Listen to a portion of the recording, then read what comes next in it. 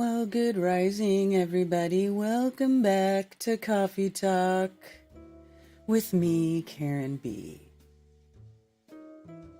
So happy to be here. So happy. I've got my coffee in my Coffee Talk cup. And Rose is here because I sent her a personalized notification.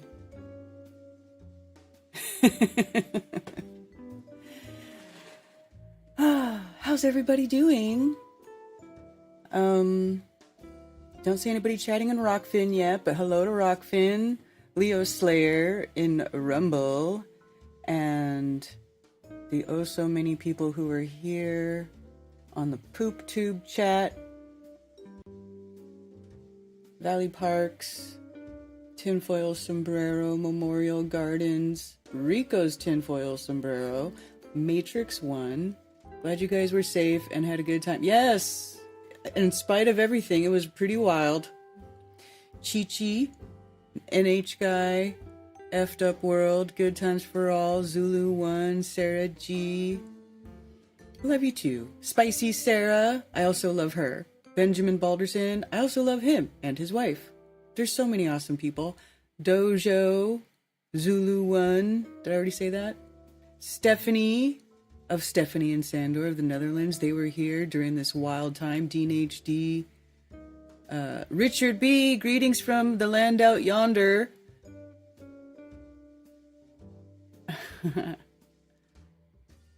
Vincent Loonman, Flat Farmer.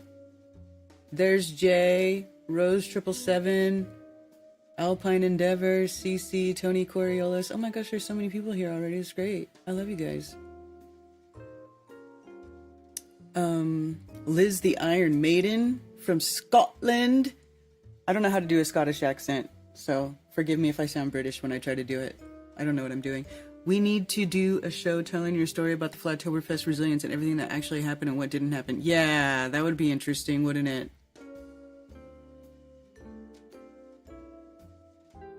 Yeah, well, some of you may have watched the video I put out, was it yesterday or the day before? About the damage that was done around here, or like a couple of people's, what was going on at the houses. I lost power Friday morning during the hurricane, and all my trees were they looked like they were blowing like 45 degrees. They were getting pushed sideways by the wind. It was pretty wild. I thought Ted was gonna die for a minute because he wanted to go out there and check on the chickens. God bless him.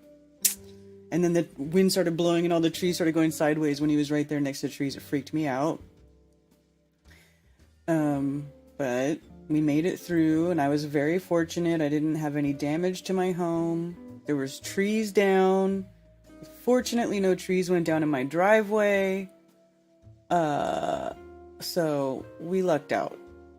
I have to say, I lucked out. Here on my little mini crystal mountain, it saved me. Chicago artist, what's up?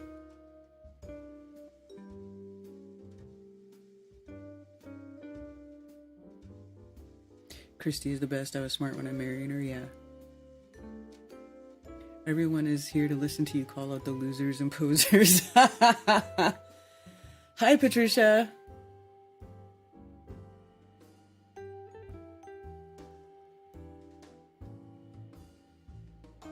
Florida, especially Tampa Bay is next, right? And that's where Whitsitt is. So we got to keep Whitsitt and his family in our prayers. They got 2 beautiful little girls. So, we're not through this hurricane season yet, apparently. Let's see.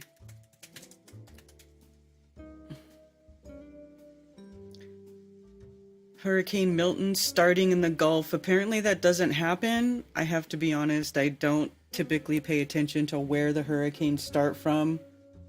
I just know the news says there's going to be a hurricane, and then there's a hurricane and a bunch of stuff gets ruined.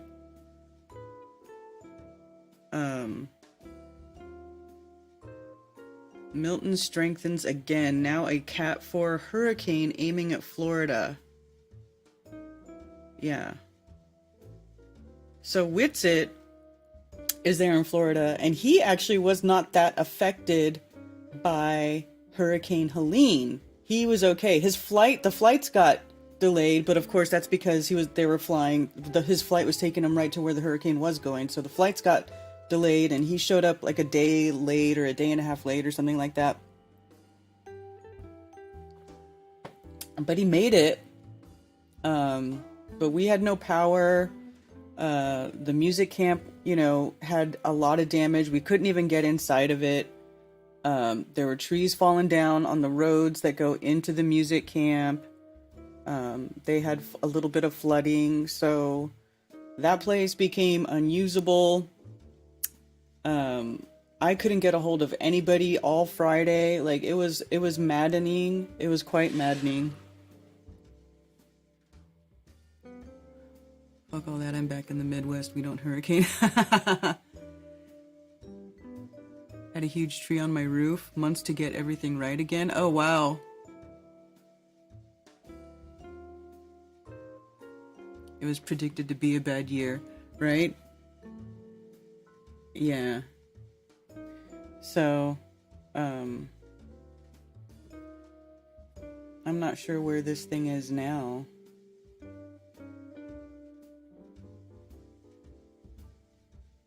I guess I would go to this place again, AccuWeather. This place seemed to be pretty good as far as updates on stuff. Let's see.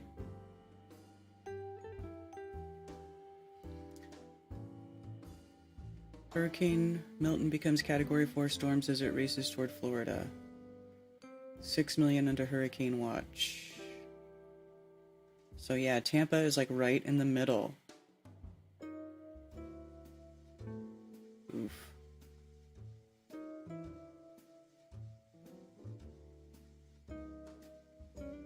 So it's supposed to go right across Florida.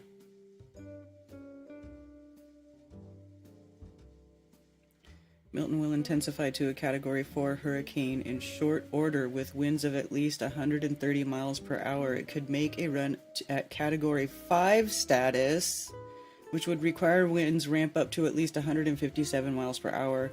Only hurricane to reach Category 5 strength this season was Beryl while it was tracking across the Caribbean Sea at the start of July.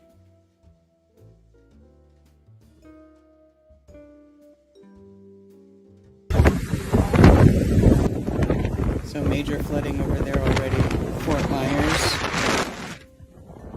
We got a lot of people in Florida, so pray for our flat earthers in Florida. There's a bunch of them down there, so... Yikes.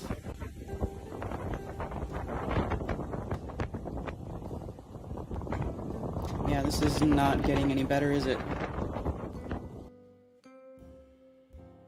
An enormous tree took out my bathroom and the backyard looks like it has been bulldozed for development. Oh, right, because they had to have the equipment back there to get the tree out and stuff. Yeah. Patricia, I grew up with ice storms and tornadoes in Michigan. I was in New Orleans in the French Quarter during Hurricane Katrina in New Orleans. I was fine and my house had to move. Power out for months. Oh, geez. Months. See, I think Katrina was worse overall. But, well, I guess time will tell. I shouldn't really say that. But,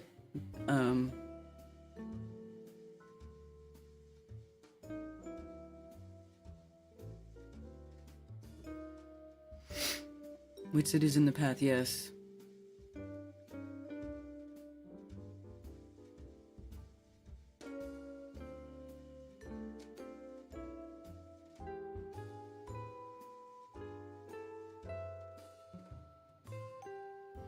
Yeah, man.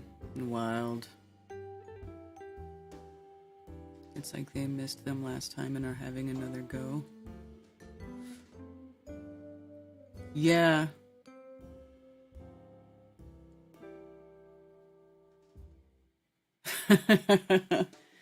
Yeah, so, yeah, Friday was crazy because I had no signal. Even all the way out where I was, I didn't really have any signal. It was like on SOS only. I don't know if they were like limiting bandwidth or limiting data because of all the stuff that was going on, but I couldn't get on any, I had no power, and no internet, So I could not get on social media. I could not update my website. I could not post on Facebook.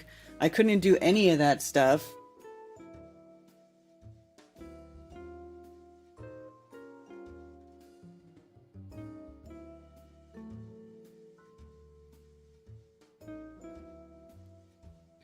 And so I was able to, for whatever reason, Cammy was able to send me pictures and stuff. And I'm like, I can't even get a text out on my phone, right? She's like, why aren't you posting? I'm like, I can't. I literally can't. So then Cammy had to go post and like try to update people, and people were kind of scattered. Some were at one hotel and then some were at another hotel, and there were people who were supposed to camp. And fortunately, the Hampton Inn allowed all of our campers to go there and camp on the backside of the Hampton Inn, which became the Campton Inn. And that is where we ended up doing, having our festivities to the best of our abilities, because we did not have our equipment. We didn't have our normal setup. We didn't have the venue we were supposed to have. Absolutely nothing went the way that I planned it to go.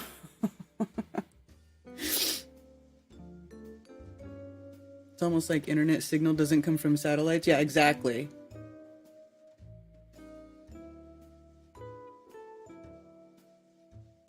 Yeah, Jason Ray, well, yeah.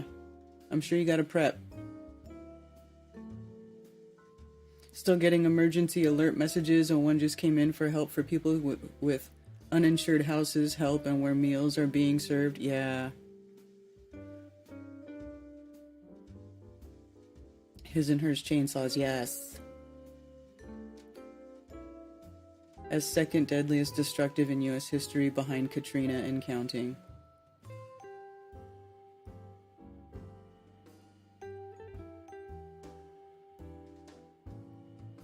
Yeah, so it was wild.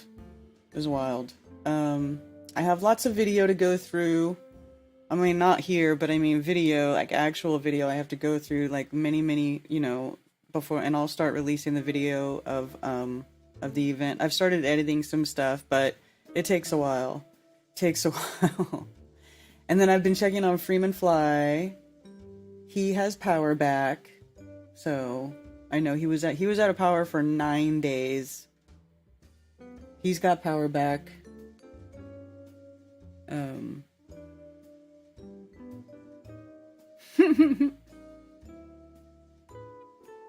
Yeah, I know. It was just a hard time. It was really, everything got disheveled there. I mean, and understandably so. We literally got hit with a hurricane. That never happens here. Never to that extent. That just doesn't happen. It's very rare. I think the last time any of my neighbors told me that that a hurricane actually affected things here and caused damage was Hugo. And that was like 35 years ago. But I don't think it didn't have the rainfall, and it didn't flood Asheville like this though.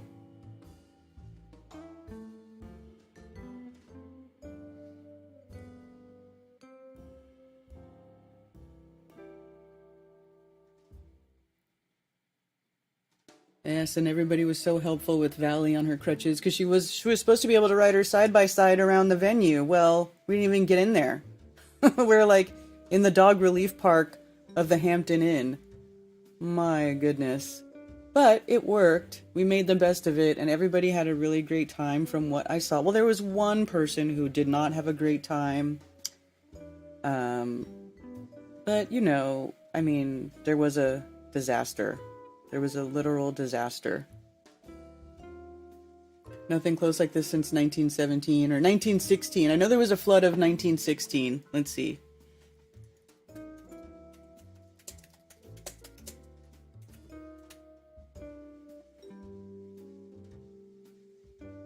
Asheville's 1916 flood. See photos of the devastation. So here, from west bank of the French Broad River. The French Broad River is that river that runs through there. It's right there by the Biltmore House. Towards Smith Bridge and West Asheville Bridge during flood of July 16. Smith Bridge was washed out later during the flood. Houses underwater here.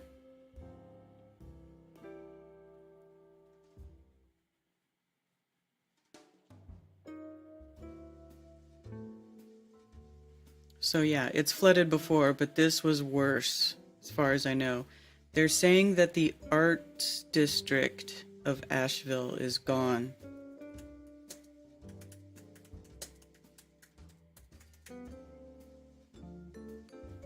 River Arts District. Yeah. Asheville. I don't know if they have any photos on here of what it looked like. And I've not really seen any current photos. I'm just hearing that it's not anywhere. It doesn't look anything like it used to. Here we go. About us. History. Buildings.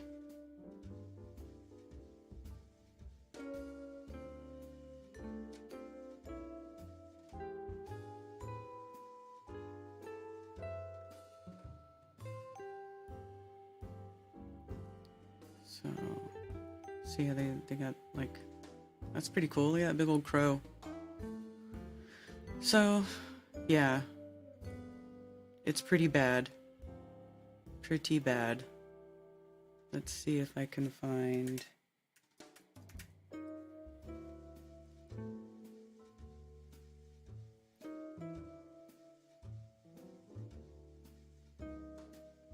I hear the train a-coming.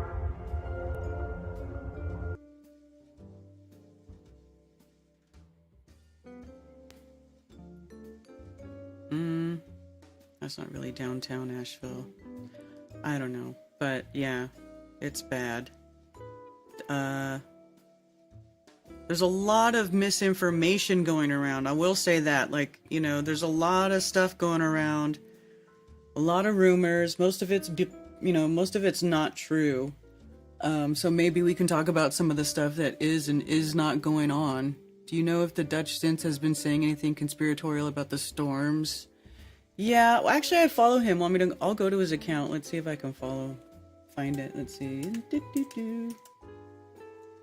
Yeah. He's saying Hurricane Milton is obvious weather modification taking place. Is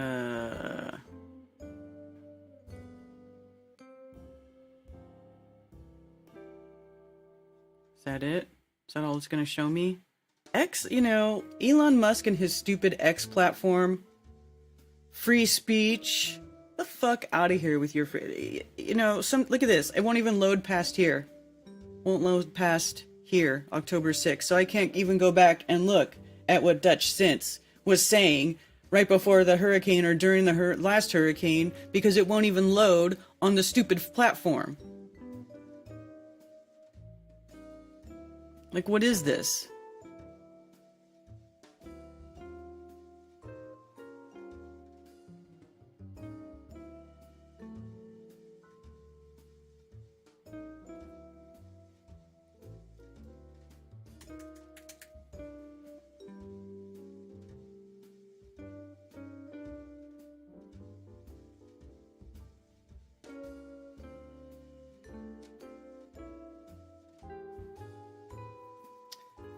Yeah, I don't know. I can't even look. Isn't that stupid? No, he's not deleted from X. It's just that they won't show me his posts. Look, it won't load any of his posts before October 6th. That's yesterday. But this guy's posting all the time. I know because I've seen it. Let me see.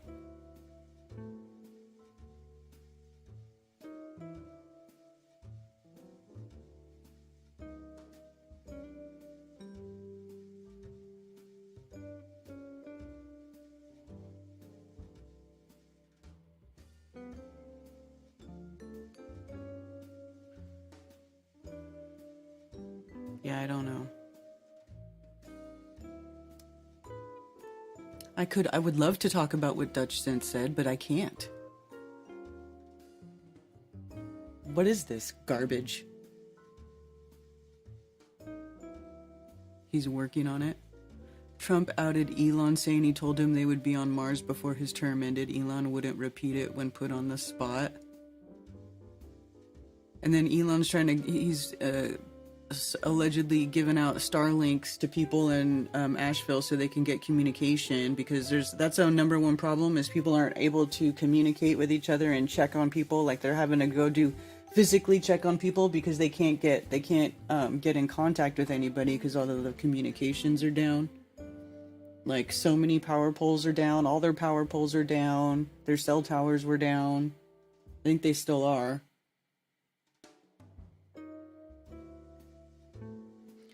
I like him too, but I wish I just can't. It won't show me any of his stuff. Like, what's up with that? So here's the real Dutch Sense. Let's reload.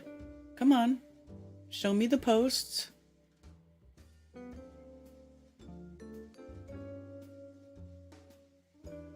Yeah, it's not loading anything past October 6th. What is this? What is the point of this?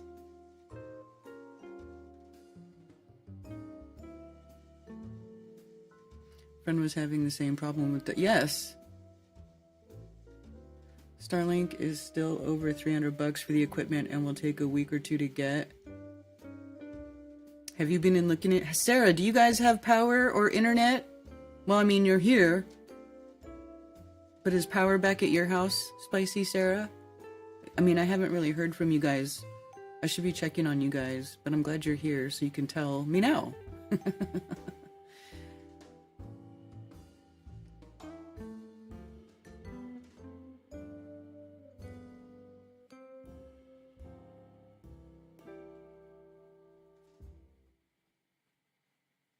Northern Lights were crazy last night.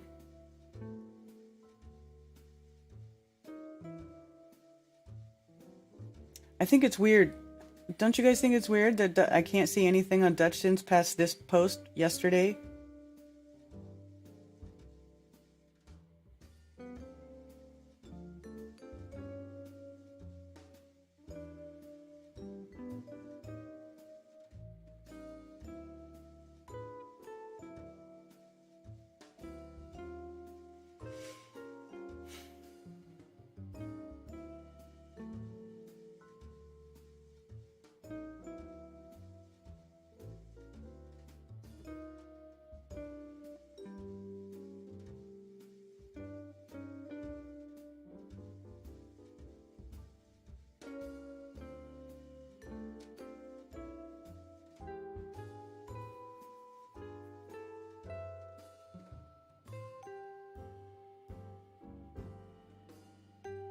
Oh, here's the FEMA people fact-checking themselves.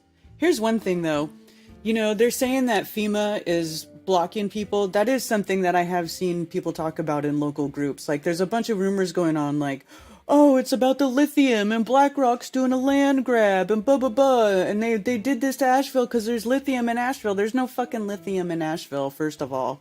And I'm going to show that to you guys. There is none. The lithium is in Kings Mountain, right? And then Greg Reese put out that video where he was saying that that Kings Mountain was surrounded by the areas hardest hit by the hurricane, and that's not true. Kings Mountain was fine.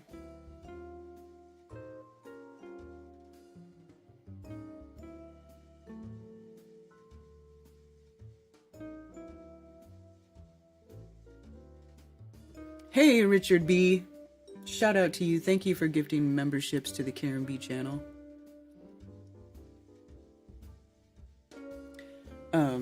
They need to show vids of FEMA doing that. I agree, Observer.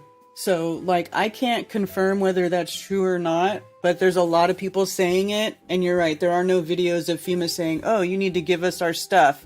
You're right, I can't find any videos like that, and now people are asking, they're like, why don't you record FEMA confiscating stuff? And I've not seen a video of that. People are talking about it, but I've not seen a video of that.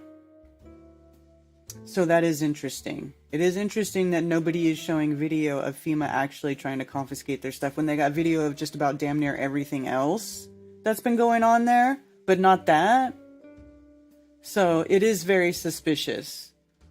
Not that I think that the government is doing very much stuff to help, because seriously, before there was even talk about FEMA here confiscating anything and all that, whatever that bullshit, if that's rumor or bullshit or whatever, it was all the local people that were like the first ones there to help people out, like local people with their aircrafts, local pilots donating their time. So that is true. It was mostly civilian aircraft that were doing all the heavy lifting there.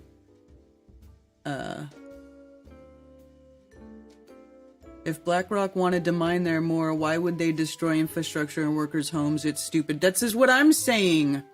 It doesn't even make sense, especially because Albemarle already owns the lithium mine. Like, the lithium mine isn't it's not like an area that's never been mined, okay? The lithium has been mined out of that area before. It's just not being mined right now. And they want to reopen the lithium mine, but they already own it. They already have possession of the lithium.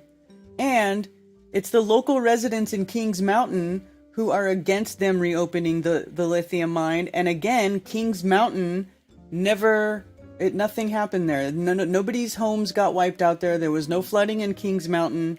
I went all the way over there. I mean, it's not even that far, but I went over there and I drove over there to make a video to post on Facebook because that rumor was rampant after Greg Reese made that stupid video. And people are arguing with me. Amanda Vollmer was arguing with me. She's like, I don't know what you're doing, but you're not helping. Well, I'm just trying to correct the information that people are sharing, because people are sharing the wrong information, and people are sharing information, when everybody could be focusing on the people that really need the attention, and the story that really needs to be told is these people in the mountains who had people got wiped out by mudslides, like a mudslide came through the whole area, right? A mud flood. Why isn't everybody stoked that they finally saw a mud flood happen in real life? Like, why aren't they like, dude, mud flood? Like, they should be mud flood. They should be happy, right? I mean, not really. But you know what I mean? I just don't get it. Why are they, but there's always got to be some, they want to pin something on BlackRock. Not like, and it's not like that's a good corporation or whatever it is. I do not defend them or anybody else or what they're doing, but that story just doesn't make sense. Because they already own the lithium mine. It's already there. And it didn't even get hit. There's no flooding in Kings Mountain. There's no flooding in the surrounding area of Kings Mountain. Because that's my area. I am in the surrounding area around Kings Mountain. And there's no flooding at my house. There's no flooding in my town. Trees fell down all over the place. That's what happened. A bunch of trees got knocked over and fell on power lines. That's mostly what happened. And trees falling on houses. And in fact, I think the only person that did die in Kings Mountain was an old woman because a tree fell on her house. Not because it was flooded, not because her house floated down the river, like these people that happen in the mountains.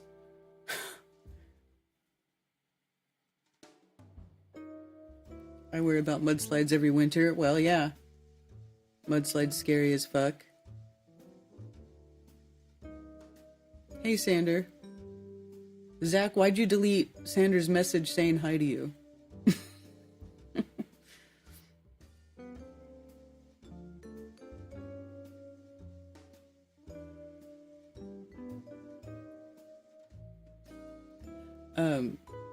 So yeah. I was in Richie from Boston's video. What video? Why is Richie from Boston making videos with me in them?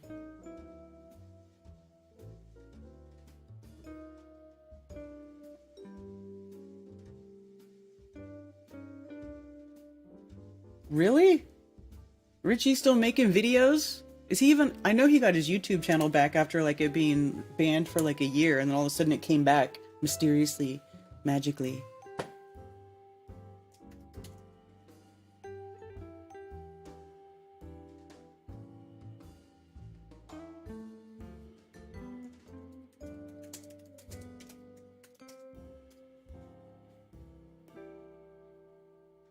Andreas on YouTube.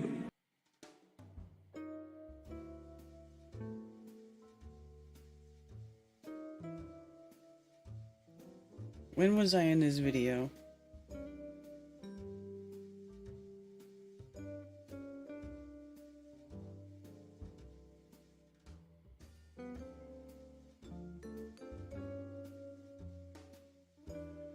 I don't watch Richie from Boston.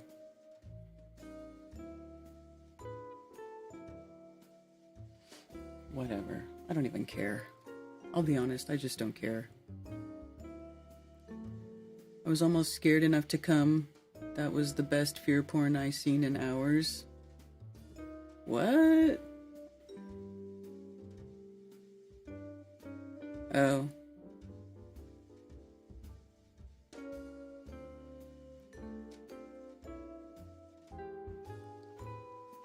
Yeah, because it's ridiculous. I can play it right now. Should I play it? It's only a few minutes long. It's super short. Because it didn't take me very long to go over there.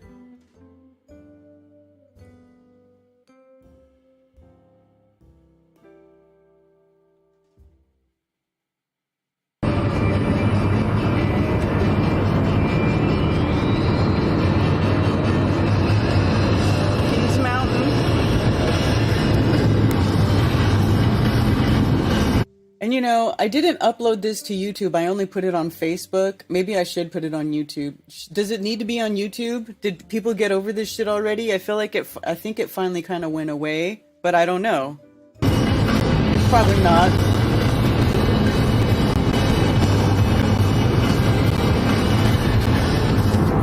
This exit is the exit for the mine. Road that leads to the mine. It's a dead end, it says. But you can see that there is no water. Well, there's water over here, but not on the road. Like, it's not flooding anywhere.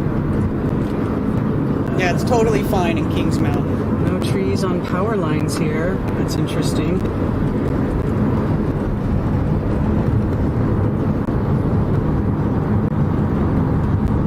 Actually, now that I think about it, I don't think there were any trees on these power lines because the wind was blowing that way, not this way, if that makes sense. It wasn't blowing the direction that would knock trees onto the power line. Here. In that spot.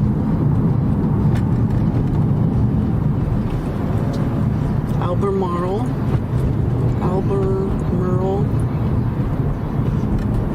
I don't know how far I'll be able to go on this road because it does go to the mine.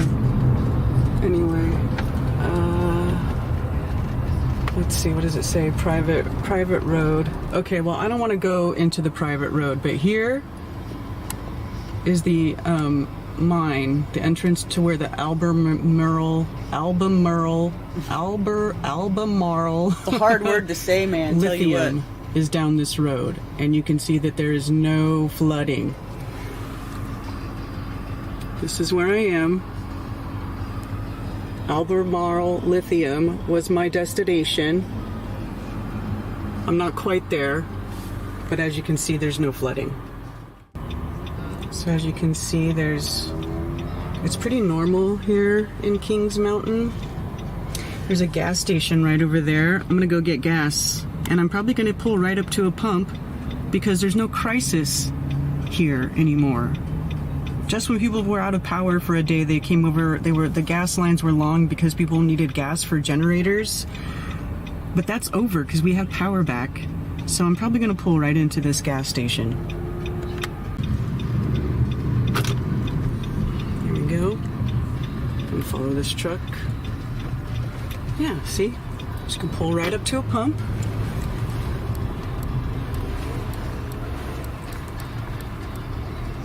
And it's going to be just fine. So here we go. Driving to North Battleground Drive, like the downtown, uptown area of Kings Mountain, home of the lithium mine. where the hurricane came to wipe everything out for the land grab. Oy vey.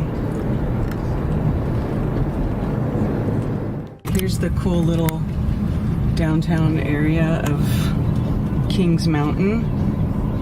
Looking good. Life's good. No flooding. No disaster. No buildings down. What do you know about that? Everything is fine.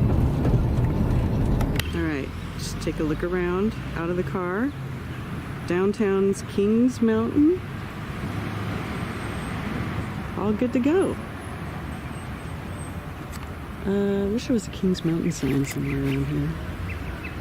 But if you look at this place, 238 Cherokee Grill, you'll know that it's in Kings Mountain. And there's no disaster here. There's no disaster there. What do you know?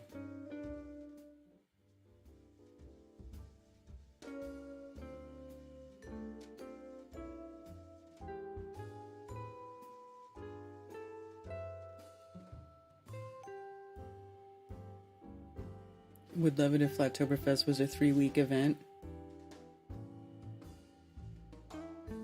Looks horrendous. It's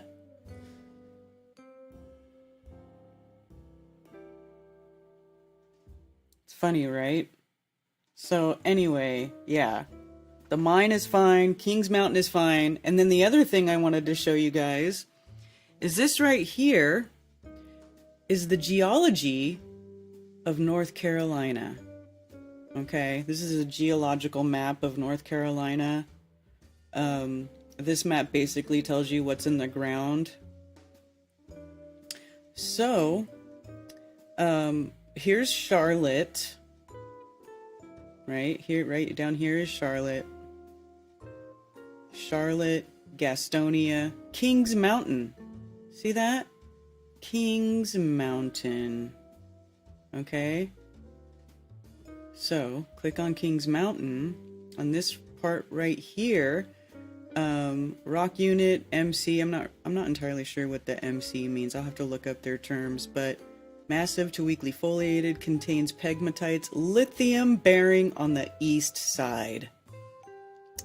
Lithium bearing on the east side. Inner Piedmont Belt. Okay.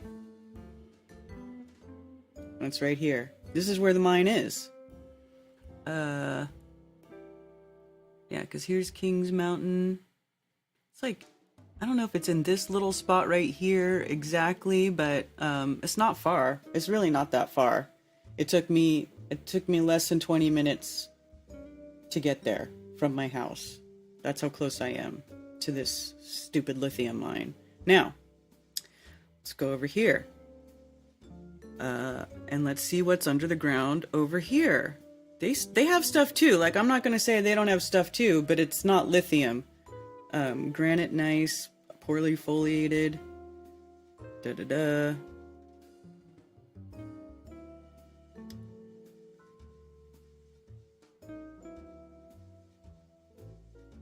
None of these are saying anything about lithium.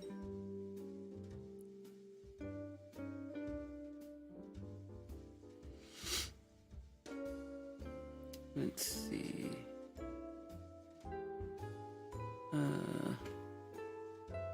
Where's Asheville? Oh, here we go. Asheville's way over here.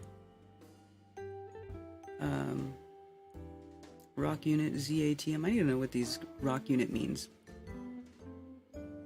Sedimentary metamorphic rocks. Mica, schist, minor amphibolite, hornblende gneiss.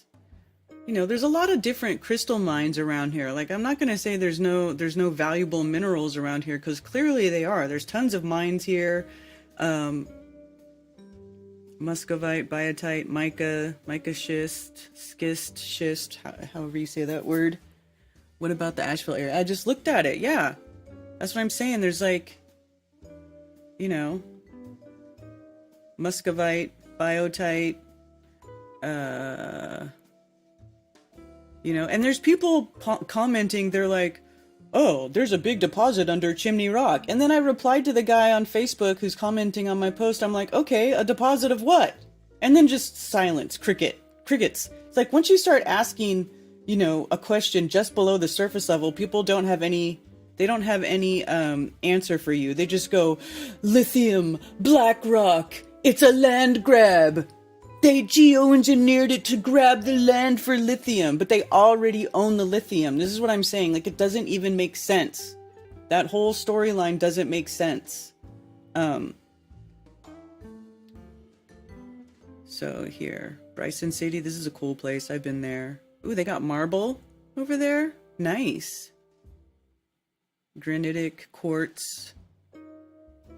Yeah, lots of quartz, right? There's a big, there was a mine that was damaged, and, you know, again, I don't understand why they would send a hurricane to damage mines that they're already in possession of and using. So there's a spruce pine quartz mine in the area that has the most pure, it's got like one of the most pure quartz deposits in the world, and it's being mined. It's an active mine in spruce pine. It's a big open, like if you see, you know, drone photos of it, you can see that it's like, it looks like a big white spot because they've like literally taking quartz out of this mountain. It's a giant quartz mountain, and they're harvesting it actively, and they have been for a while. That place got damaged and it got shut down, and that's why they're saying, oh, the place that provides the quartz to create the chips, it's closed, right? Yeah. Why would they do that? Why would they sabotage themselves? And people are like, oh, it's to expand it. You mean they would just come and destroy everything and have to start from zero just so they could expand it? Why wouldn't they just expand it?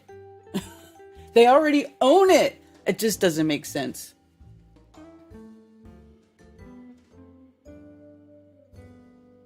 Missed half the show? You're a little late, but you'll be okay. More likely they attacked a red voting area ahead of major election. See, even that, Billingtono, doesn't make sense because Asheville is majority liberal. That is like a very liberal town. Do you remember when Biden was running for president, and me and Brian, it was during the, 2020, during COVID, me and Brian, remember when we got stuck in the Biden rally? That was Asheville. That was Asheville. We were there.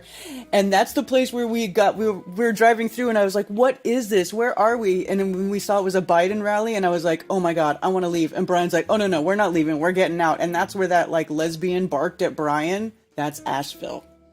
Asheville is actually a very liberal town. So even that doesn't really make sense. Like it just, most of the stuff that people are saying doesn't make sense. Probably even the most plausible maybe thing is the Agenda 2030, trying to get people out of rural areas, but it's not going to work. It's not going to work. These people are going to rebuild.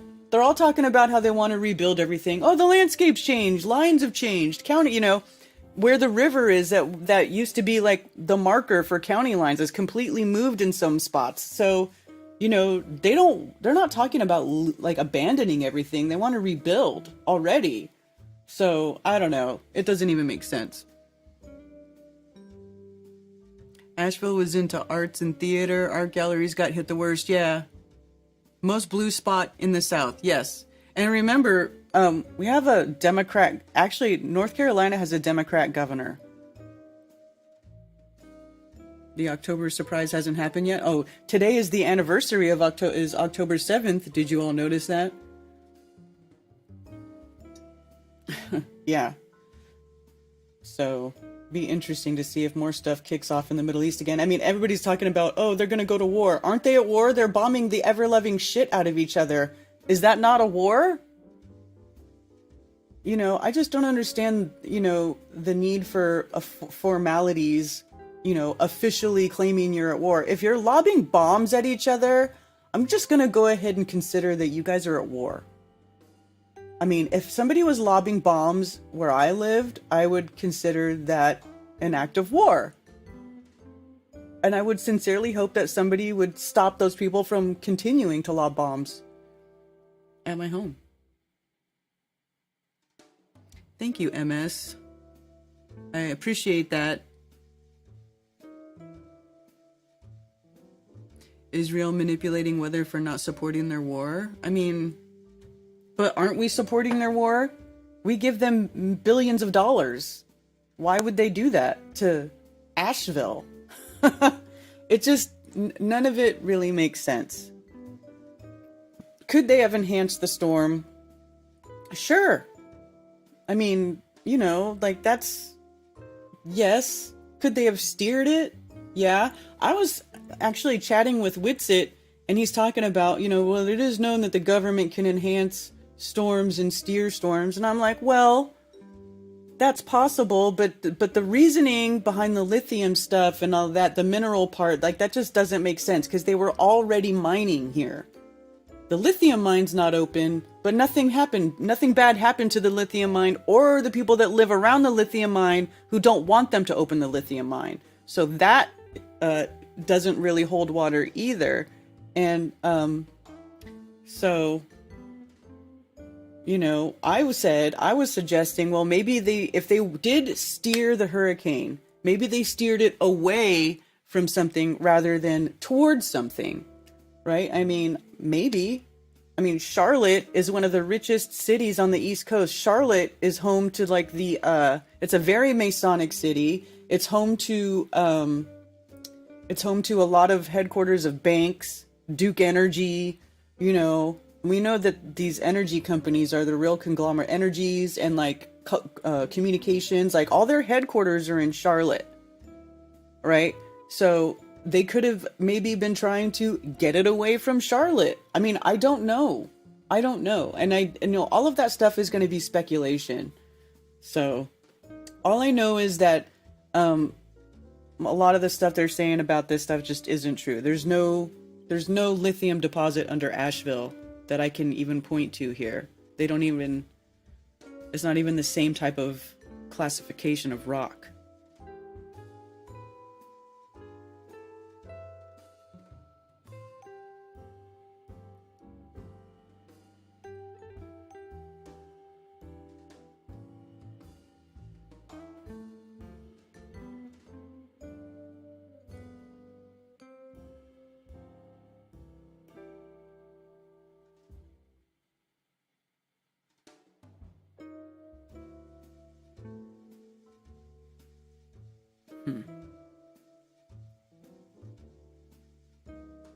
Oh, here we go. Here's a legend.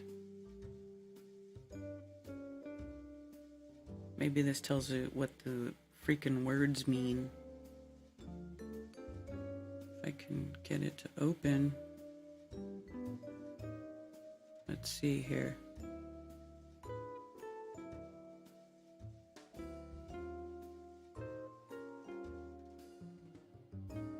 Well, let me see if I can just open that. Because the interwebs is having a hard time with that file.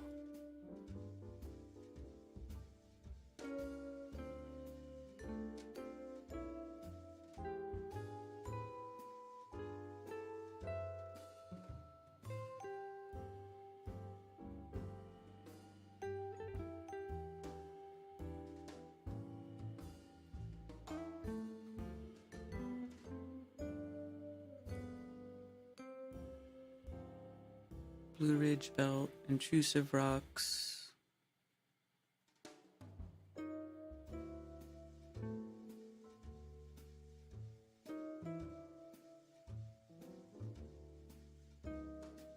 Is this an order? Sweet Jesus.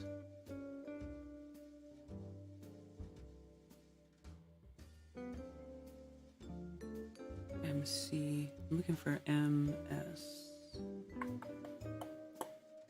MS. Oh my goodness.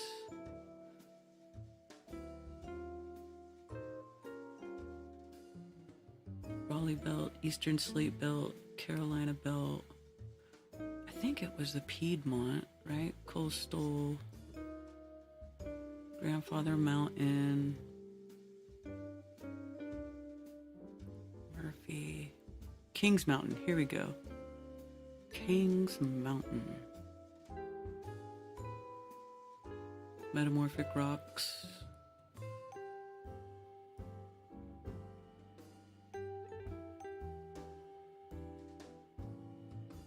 Garnet and quartz. Kyanite. Quartzite. Granite rock. Ooh. This is great. I'm so glad I found this. I'm going to use this later. Garnet, starlight, kyanite, silicite, layers of quartz, micaceous quartzite. Wow. Okay, I'm sorry, you guys. This is really... I think this is the one. Lithium bearing on the east side. Yeah, Cherryville granite, weakly foliated, contains pegmatites. Lithium bearing on the east side. So... Blue Ridge Belt. Walden Creek, Great Smee, Quartz Pebble. Yeah, there's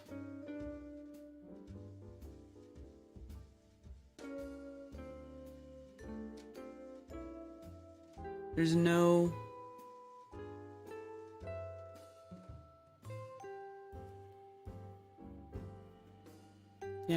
I can't find any evidence of there being lithium anywhere near the area that actually got hit by the hurricane. So, hi Nico.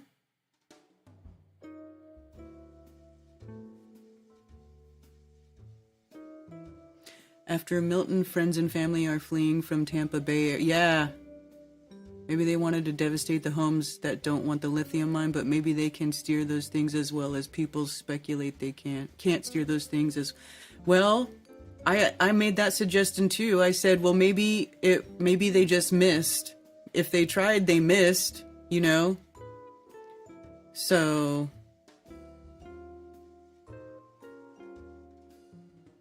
there's basically what it comes down to is there's probably no way to prove it.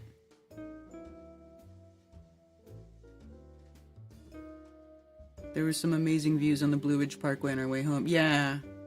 It's really a beautiful area. It really is. Dr. Pyrosteen, hello. I think they want people out of rural areas completely. That could be a move for a super long game. Ever see that city in the wall thing? They could rebuild the houses with more Skynet shit too. Build back better. Very fucked up. They could.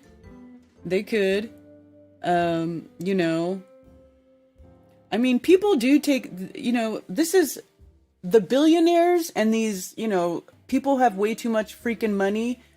It's not unusual for these people to take advantage of a crisis, of a disaster, right? They're like, oh, these people don't have insurance, so they can go buy land. Yes, they can do that. Now, did they specifically try to do that with this hurricane? I don't know. I mean, who wants to, I mean, do they really want to live in these rural areas? Because these people who lost their homes is very rural at these areas, right? Like, is it really a convenient place to live for them to go take the land so they can build their own shit there? I mean, I don't know. I guess time will tell. Time will tell. But I think the bigger issue and the more important thing to discuss is the people and what's happening to them and how so many people are displaced. A lot of people lost everything. A lot of people lost their lives, you know, and it's just, I think it's better to focus on helping this community build itself back, you know, or, you know, do the best that it can to build itself back. There we go. This thing takes a long time to load. That's a heavy, intensive map there. This is awesome, though.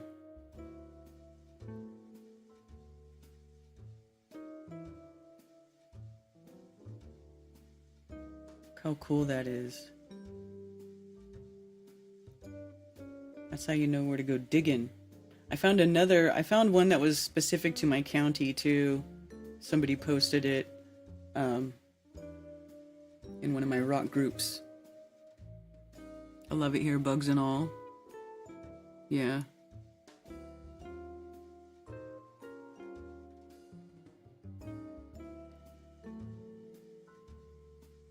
It decimated a large area? I thought it was in the ocean. I thought it was in the Gulf. When is it supposed to make landfall?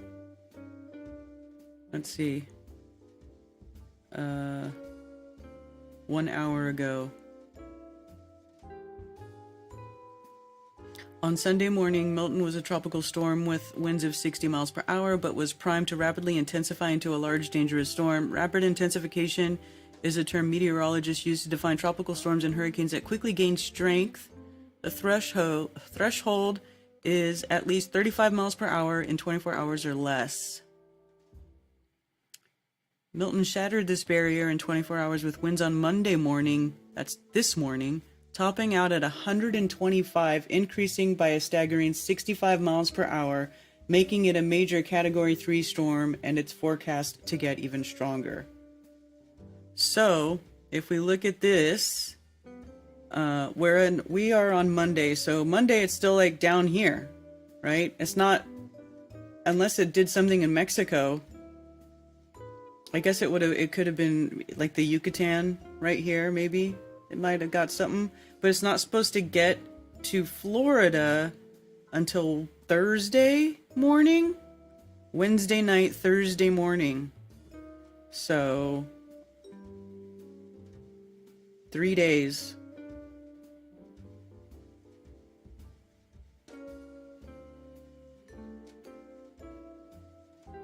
Fort Myers Beach, Florida, under mandatory evacuation order.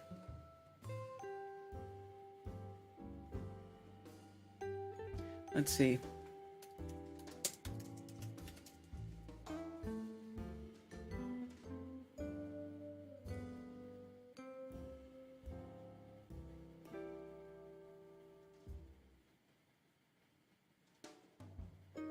Hurricane Milton continues to rapidly intensify, taking aim at Florida Gulf Coast midweek.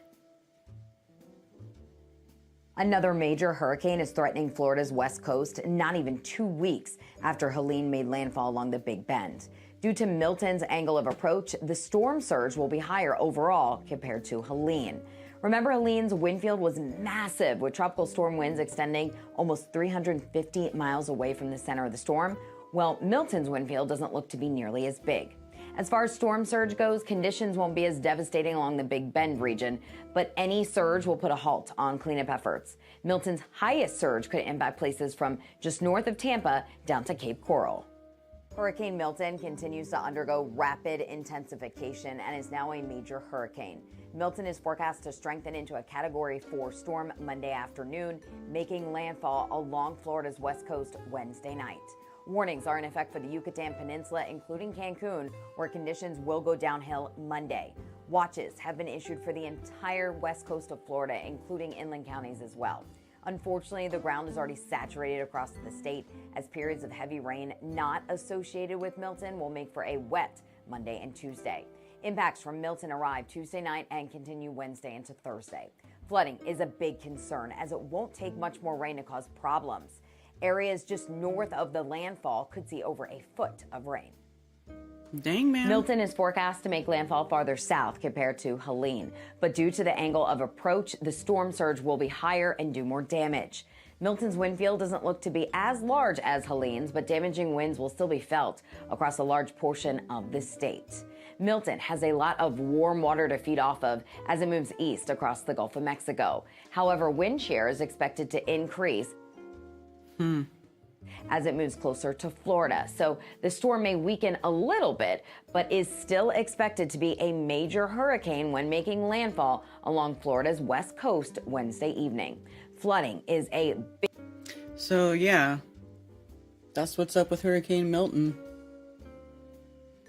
Anyway, what they were suggesting is that the way people are using orgonite and things such as cloudbusters are not being used properly, and some people might be amusing more harm than good. Oh, well, I don't know. Talk with the Biggelson brothers and a bunch of students, and a man was teaching us about Wilhelm Reich. Oh yeah, and wow, does he know a lot about him, but also wow, that talk completely blew my mind. Yeah.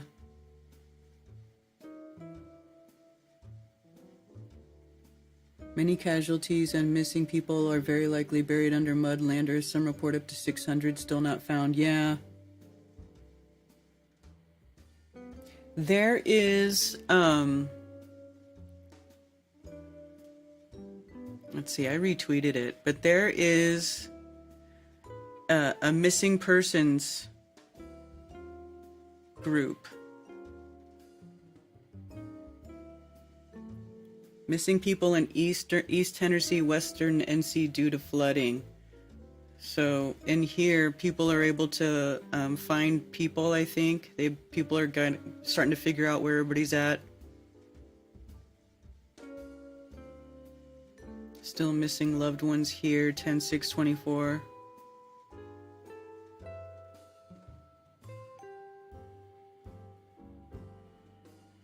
So people are still reporting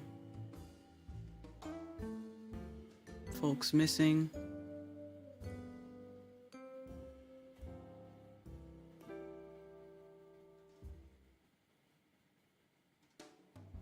Another missing one.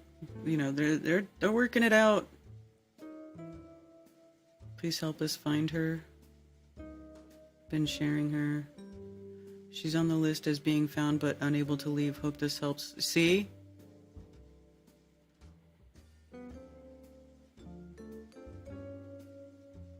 So, yeah, they're trying to figure out where everybody's at and find people, figure all that stuff out. There was like a Google Doc too that people were sharing, and all that stuff. This is another interview from Chimney Rock. See, they got a helicopter landing right here that I shared. Because people were saying, there was a copy and paste thing going around about Chimney Rock about how the government allegedly came in there and took over the town and told everybody they don't own their property anymore. And that they were going to bulldoze the rest of the town and not look for any bodies and screw your dead people and blah, blah, blah, blah, blah. But none of that was true. Yeah.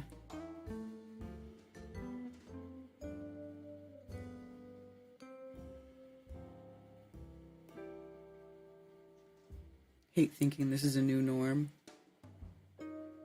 I mean, they could be, you know, enhancing these storms to push their climate change, to try to make everybody think that that climate change is real. Because climate change is big. Their climate change is big business. Like, if they want to put everybody in electric cars, you know, they want to do all that bullshit. So, you know, I could see the storm being intensified for that reason, you know, to help push along, because climate change is tied to those Agenda 21, Agenda 2030, all that stuff is connected. So I could see that happening, but to specifically steal lithium and quartz, like, I just don't see it, because those areas are already being mined. So there's a guy on ham radio down there that's absolutely crushing by getting information in and out of the area. He's operating a local repeater in the area. Okay, well, yeah. Right now, on the infrastructure and kind of the bigger picture. Stephen Duncan, and you're the mayor? Peter O'Leary, mayor. Peter O'Leary. Peter, we just wanted to come up here. A lot of people are curious about what's going on in Chimney Rock. And what's going on here, and what's the future look like for your town? Well, the disaster, obviously we're recovering from the disaster. And, you know, just trying to get things rolling as far as debris removal.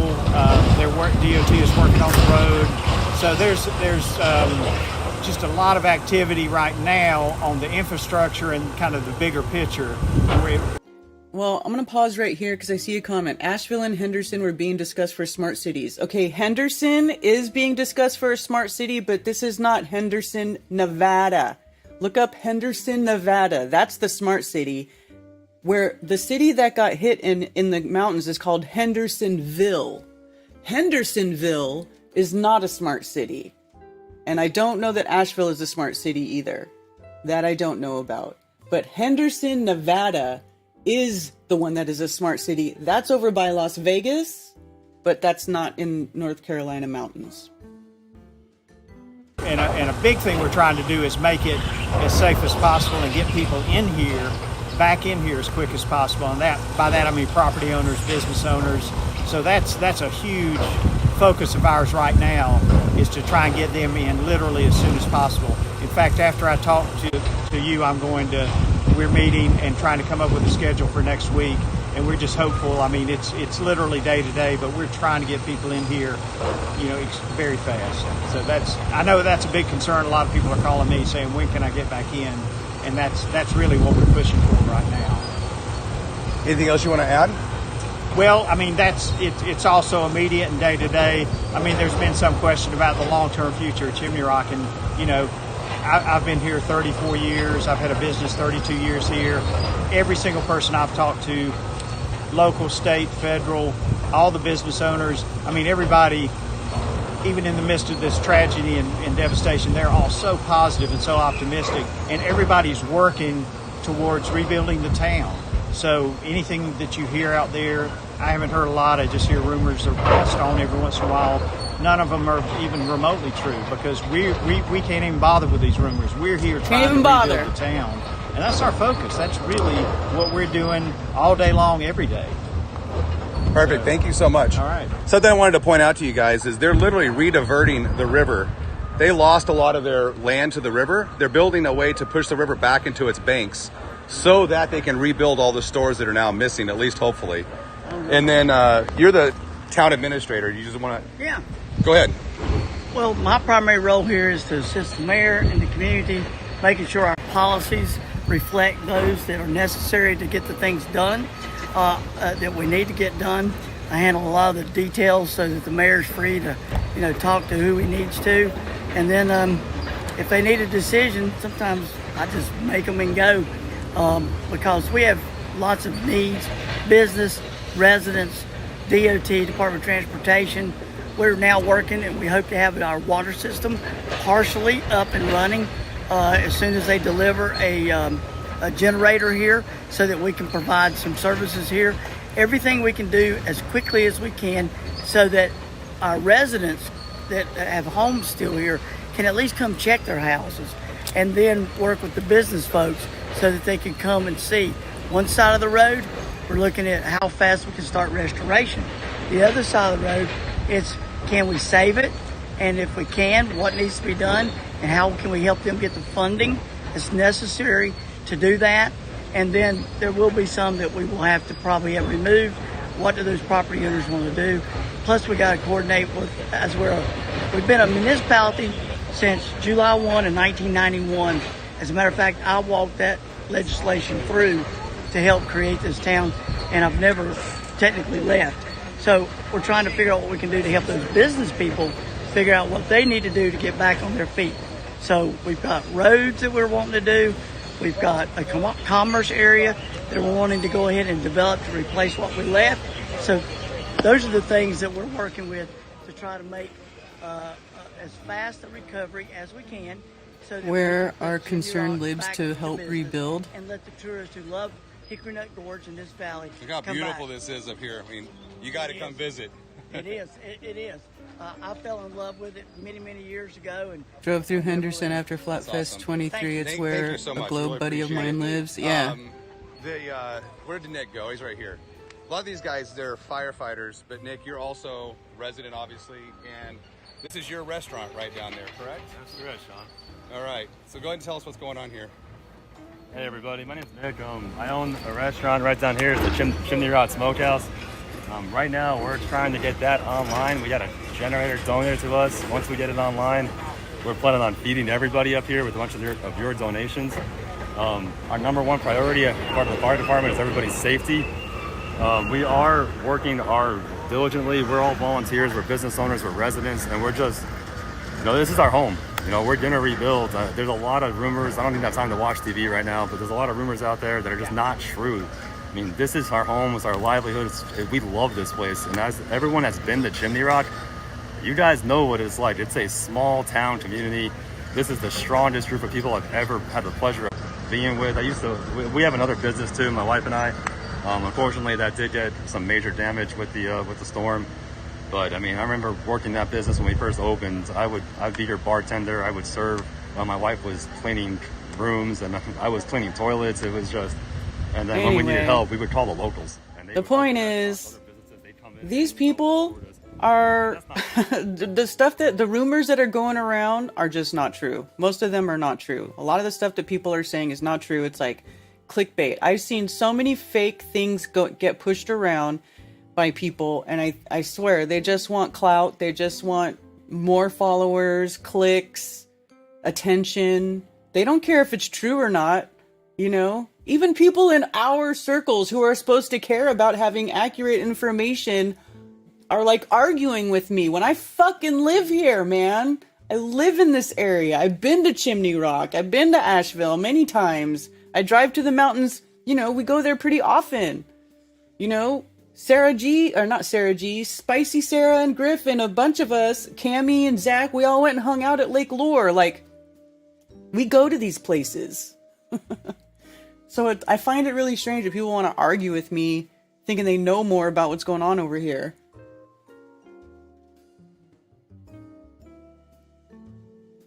Yeah, exact. Thank you, Joyce. I agree. People exactly like this are inspirational. They bring tears to my eyes. People don't understand. The Southerners are just, they're pulling it together, man. They're helping each other. They're clearing the roads. They're cutting the trees out of the roads. Like, most of that is just people that live here doing all that, cleaning up their hometowns.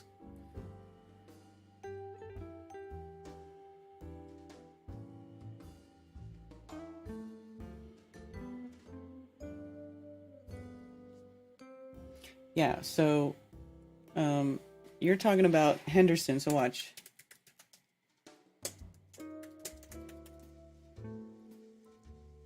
Henderson, Nevada, smart city strategy, right? Henderson, Nevada. We're talking about Hendersonville.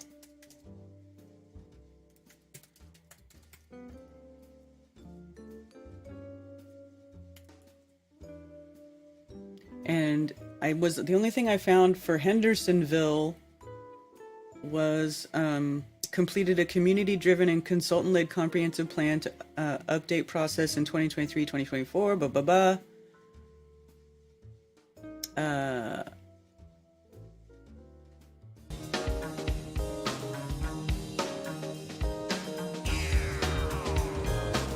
Where do you see Hendersonville in 20 years? We want to know. Gen H is the name of Hendersonville's 2045 Comprehensive Plan, a blueprint that will shape our community's path forward. Your involvement in the plan's creation will lay the groundwork for future land management and conservation, affordable housing, parks and green space, and much more. You are Gen H. Hendersonville's next chapter starts with you. Visit H. I actually had to go into this building right here on the corner.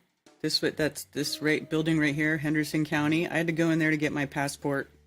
hvlnc.gov/Gen H to learn more. There's a passport office there. So that's it. That's about all I could see for that. It's not called Smart City. You know, it's just comprehensive plan for development of Hendersonville. I don't know. But it's not a smart city. Let's see. Asheville. Is Asheville smart city?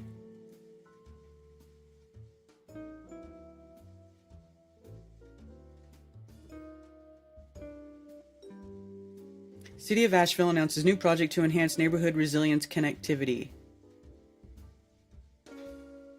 When was this? July 2nd, 2024. The Community Space Upfit project is an ARPA-funded initiative to provide 5 community spaces with technology and infrastructure, enabling virtual community meetings, and emergency briefings, connecting residents in real time, no matter the situation. $75,000 in Federal American Rescue Plan Act funds.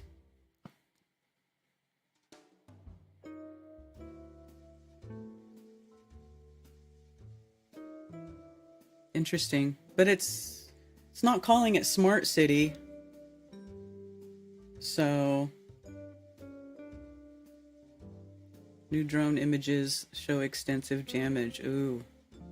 Tonight we are getting an up-close look at some of the progress being made to rebuild a big part of the Asheville water system. Yeah, tens of thousands are now going more than a week without water, but city leaders say there is still a long road ahead, and when you see some of the newly released images of the massive catastrophic damage, you can see why.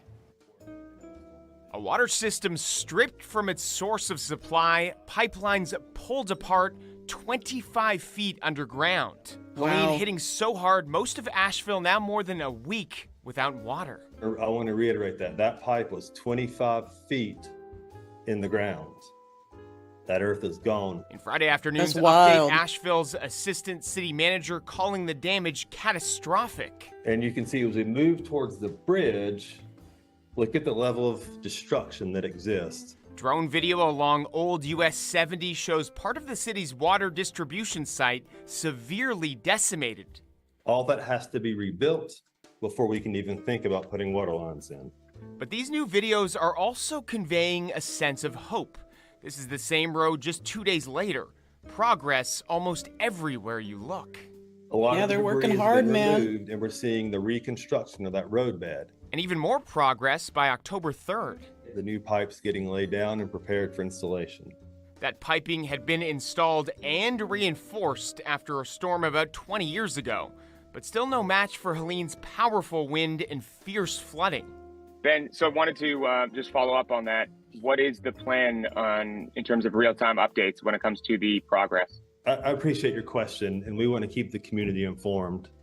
That's why we're here today showing video images, but your ask is logistically impossible.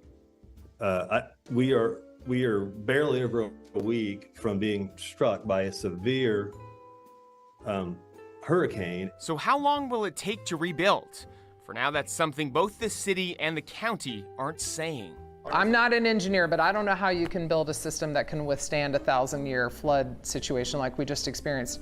If you had all the money in the world, you probably could. You probably could. Did anybody raise concern about it over the last, No. however long it was? No. Maybe because if you it was had that rebuilt with Israel redundancy. money, One thing's for sure, based on these images, it's going to be a while that we're without water. you could probably rebuild it with some of that Israel money.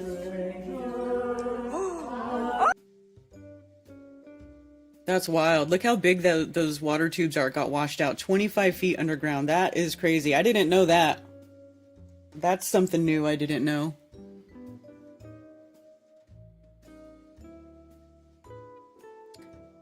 I took my daughter to see Weezer last night. Epic show, though they did come out with a gigantic space shuttle dressed in NASA suits and took us on a voyage to the blue planet. It was like a sci-fi. Shut up, Rasta. No, they didn't. Did they really? Get out of here. Pixar, it didn't happen. Dolly Parton wrote $1 million personal check. And $1 million for businesses. Well, that's nice of her, but I'm not going to say I love Dolly Parton because she pushed that damn vaccine and she turned Jolene into a vaccine song, and that made me want to vomit. Like, I can't get that out of my head. I can't get it out of my head. But I won't. But it is good that she donated. Thank you for redeeming yourself somewhat, Dolly.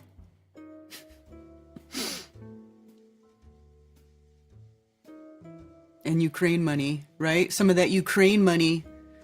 If we had some of that Ukraine money, we could rebuild stuff. St. Pete is one of the few cities that actually claims on their own website that they want to become a smart city. Really? The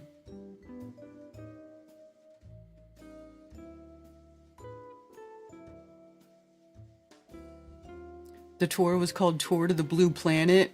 Oh, Lord.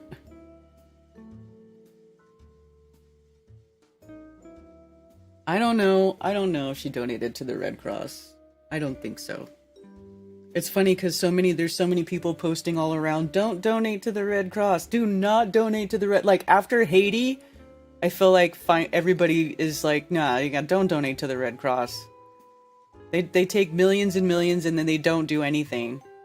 I mean, they took so many millions of dollars to rebuild Haiti and they literally built one apartment building. One is a joke.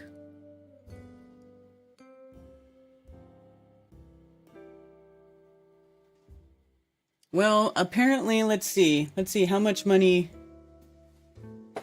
are they giving to Asheville?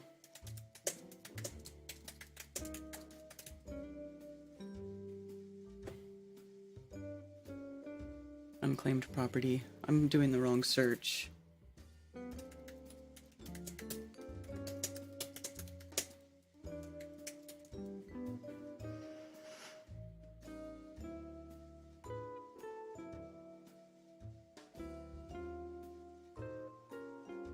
Or maybe I go to White House, find out from the White House where they...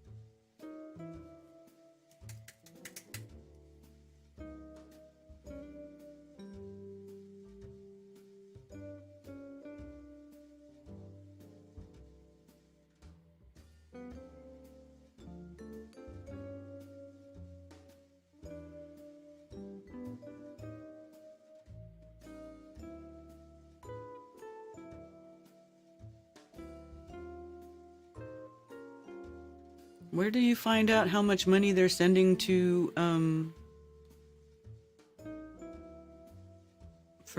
to rebuild the infrastructure here?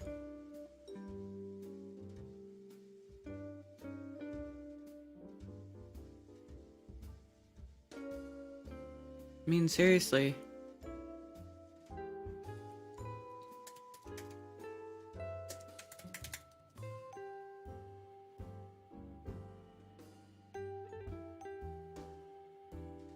Here we go. Harris pledges ongoing federal support as she visits North Carolina to survey Helene's aftermath. Da-da-da.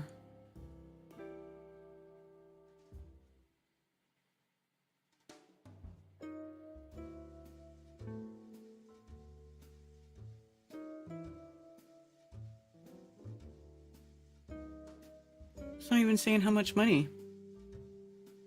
I heard that they were sending like 100 million, and then they announced like 157 million to Lebanon or something.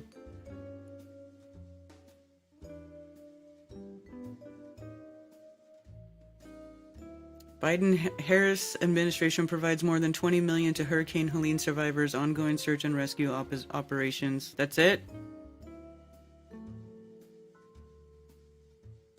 More than 5,000 personnel across the federal workforce are deployed, more than 1,500 from FEMA, water, generators, and tarps.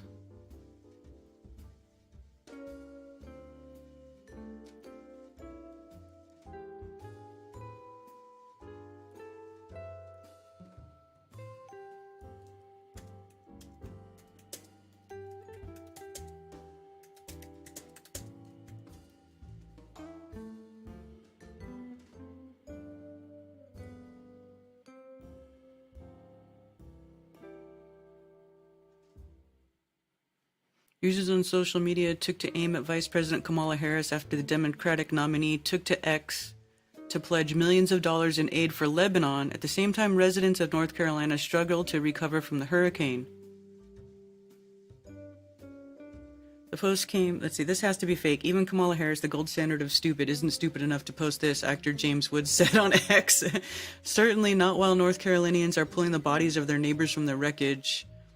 Harris pledging Saturday to spend $157 million of additional assistance to Lebanon, which she argued is facing an increasingly dire humanitarian situation.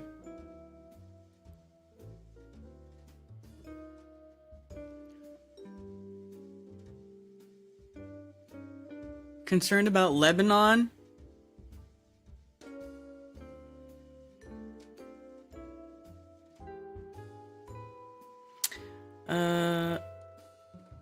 Let's see.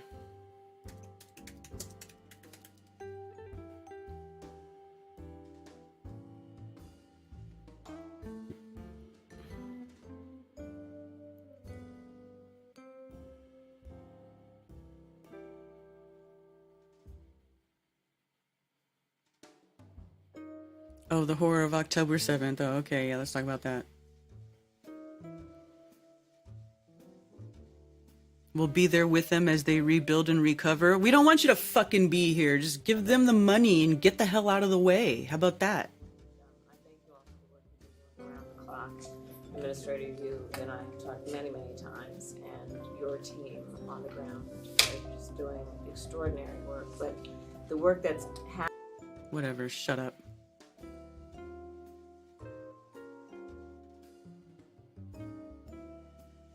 Okay, today I announced that the Biden-Harris administration will provide $100 million to repair I-40, a major artery for Western North Carolina.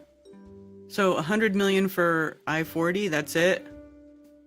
There was like multiple roads that got washed out though.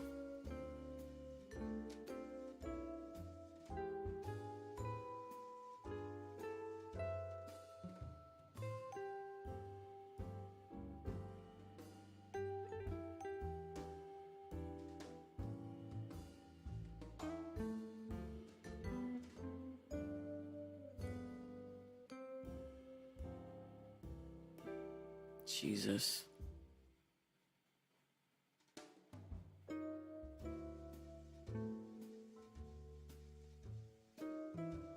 Anyway. Ugh. Dude, what if that woman becomes president, you guys?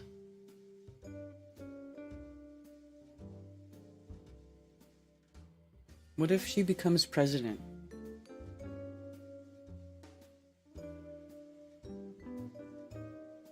What do you think about that?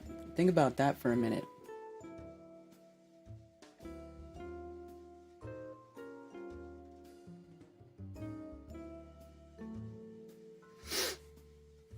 Oh, there's Ted. Hi, Ted.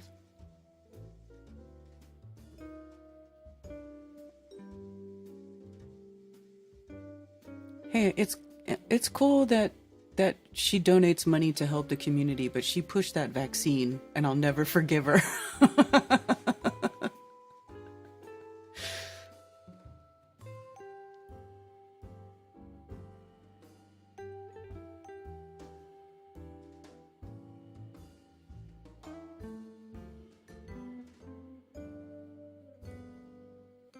Stop by her house on the way home. 100 million in reconstruction is a joke. Don't even joke about that, Karen. I know. I'm sorry, but it's a possibility. Not entering the agreement with her being president. We'd be just as fucked as we are now. Well, it could get worse because they're like overtly communist, and I don't want to live in a communist place. Personally, I don't. What was the long gunshot? I was trying to remember to tell my grandson. Oh, the AR-15? Yeah. If Kamala means awful, horrible, and finish wins, we know that elections are rigged. Well, don't we already know that? I mean, I don't trust any politician. Oh, I guess you guys need to get out and vote for Trump then. Ugh. I really don't want to. I just don't trust politicians, you know? I just don't. I kind of feel like Trump is, you know, look at what happened the last time he was president. He didn't drain the swamp. He hired it. And then he got pushed out by Joe Biden. You know, like, do we have any control? No. If you can vote, if we could have voted ourselves into a better situation, don't you think we would have done it by now? If we could have voted ourselves into greatness, wouldn't we have done it by now? You know, there's that argument too. Like, if voting made a difference, because I feel like I voted in a lot of elections, you know, not like Mark Sargent who said he never voted. I voted in elections for a while, and I saw that none of those people ever did a fucking thing that they said they were gonna do. None of them. Ever. For years and years and years, I've seen it happen over and over and over again. They just screw us over. That's it. They never do any, you know, like, the people have to just take up for themselves is what really needs to happen. System is done. Yeah. I'm beginning to think they wanted to hurricane on our parade last week. They knew we had a festival planned and they ruined it, but they failed. Yeah.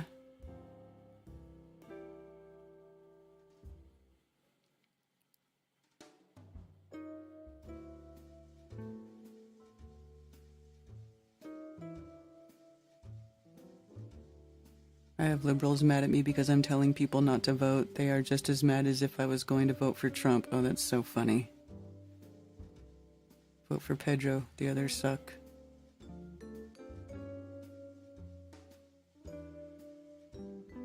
Crumb and M are swinging by today. Jam sesh. Oh, cool. If voting made a difference, they wouldn't let us do it. Mark Twain, right? Trump dropped more bombs than Obama. In fact, once Trump's count of bombs exceeded Obama's bomb drops, they stopped counting and stopped publicizing the count. Yeah, man. This is what I'm saying. And Trump says that he wants to support Israel no matter what. So it's like, is he even loyal to America? Is he loyal to Israel? Right? And we're just going to give billions of dollars to Israel while we let our own country just fall into like ruins. Like, the infrastructure here is completely dated. I mean, look at China and Russia and like these other countries. Like, they have new infrastructure. They're building cool shit. We don't do that in America anymore. Everything here is just getting old and it's falling over. You know, it's ridiculous. Write in Ron Paul. You know what? If Ron Paul was running, I would vote for Ron Paul. Because I remember a long time ago when I was going to vote for Ron Paul when he was trying to get on the ballot at one of the elections where he was running. And he would go on TV and he would say stuff that I was like, yeah, that guy makes sense. And the other candidates would like laugh at him. They're just laughing at him. He's like, well, why don't we do this, this, and that? And they just laugh. And I was like, why are these guys laughing at him? What he's saying sounds good to me. And that's when I knew it was all fucking it was just all bullshit, man. It's just all bullshit. 11-11. 11, 11, 11, 11. Master Builder. It's 11, 11. Spirits listening. 11, 11. New resonate. Beginning. Reflect. Visualize. Opportunity. 11, 11. Spirit listens. Knows more than we do. Visions manifest. In line. Manifest your reality. Infinite abundance. Yes, Jenny G, thank you for bringing that back up too. They even put Trump on a shekel. Israel loves Trump so much they put him on a shekel.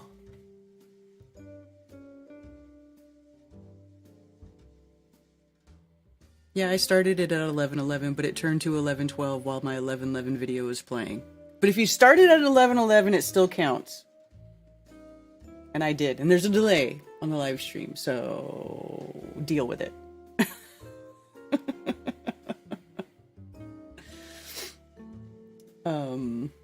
Yeah.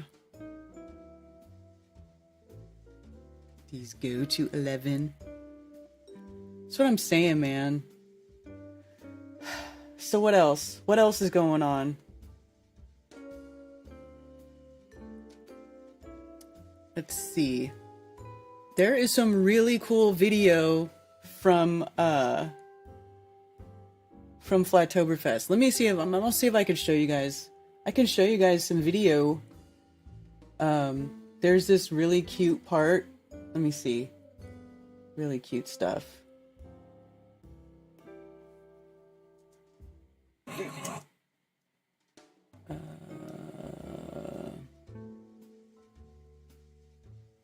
This one? Yeah, there we go. How cute is this? How cute is this? Hi. I'm gonna do it anymore. Hi, Josie. Welcome to Flatoberfest. How are you? Good. Yeah? Are you having fun? Yeah, you? Are you having fun? Yeah. Yeah? Can you say happy Flatoberfest? Happy Flatoberfest. Is that too hard? Say it's flat. Halloween, Josie, Halloween. Can you guys can you wop baba doo baba wop bam boom. Look at her, she's so cute. Oh, he's got the blue ball. Yeah. Yeah. Look at her, she's like, ask me a question. Okay, we're gonna go interview people over here. You wanna come? Love the kids.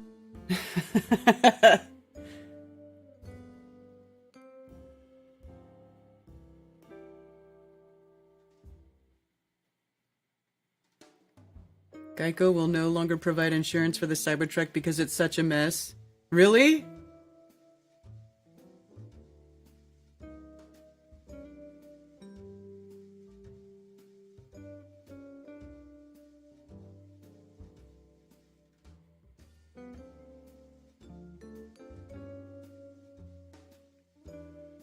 Let's see. What else can I show you guys?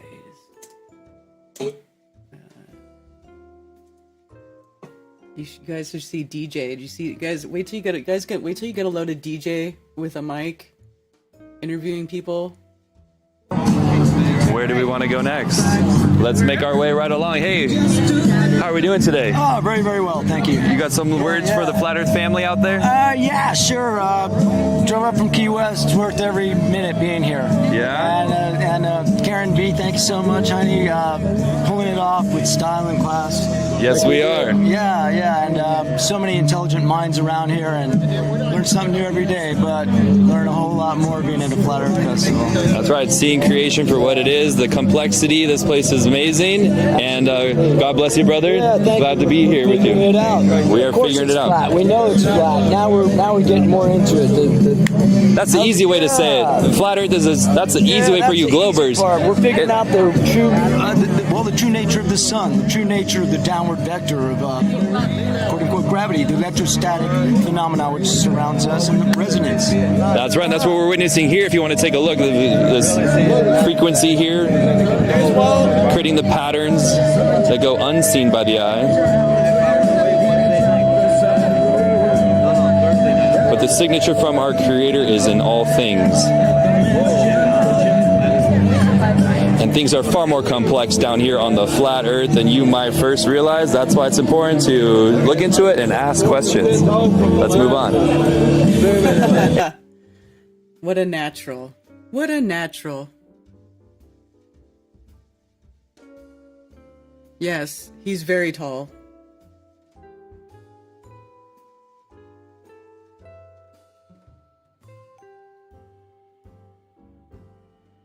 I know you were just talking about hurricane stuff, but is there a Bigfoot video that went around? Do you think it was real, fake, or what? Oh, what Bigfoot video? What Bigfoot video? Like from the hurricane area? From that time frame? I didn't see that. I want to see. How do I find it? What do I search? Let's find it. Let's watch. I love watching Bigfoot videos. A lot of them are hoaxes, though. A lot of them are not. Most of the time, it's not a Bigfoot, but I love to like watch it.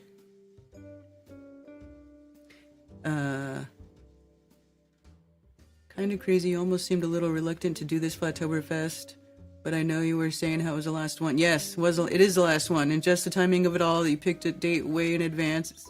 I know. I have no idea. You know, everything works out the way it's supposed to, I guess. I mean, we ended up having a really great time. You know? We had a great time, even though we didn't even get to use the venue that I paid for. I hope they give me a refund. But I have no idea what's going on with that yet, because these people lost their homes. They literally lost everything they owned, and I feel bad harassing them only a week after they lost everything. You know, we can work it out later.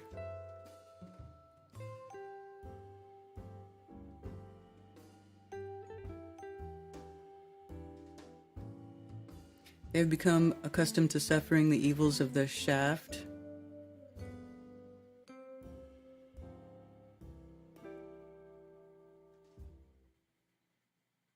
Just quit another slave job so I can do this stuff for a little bit now. It was a fake Bigfoot video to promote something. Oh, someone's saying it's fake.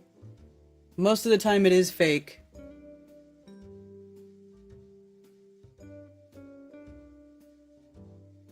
Some say upward vector. Why would it be an upward vector?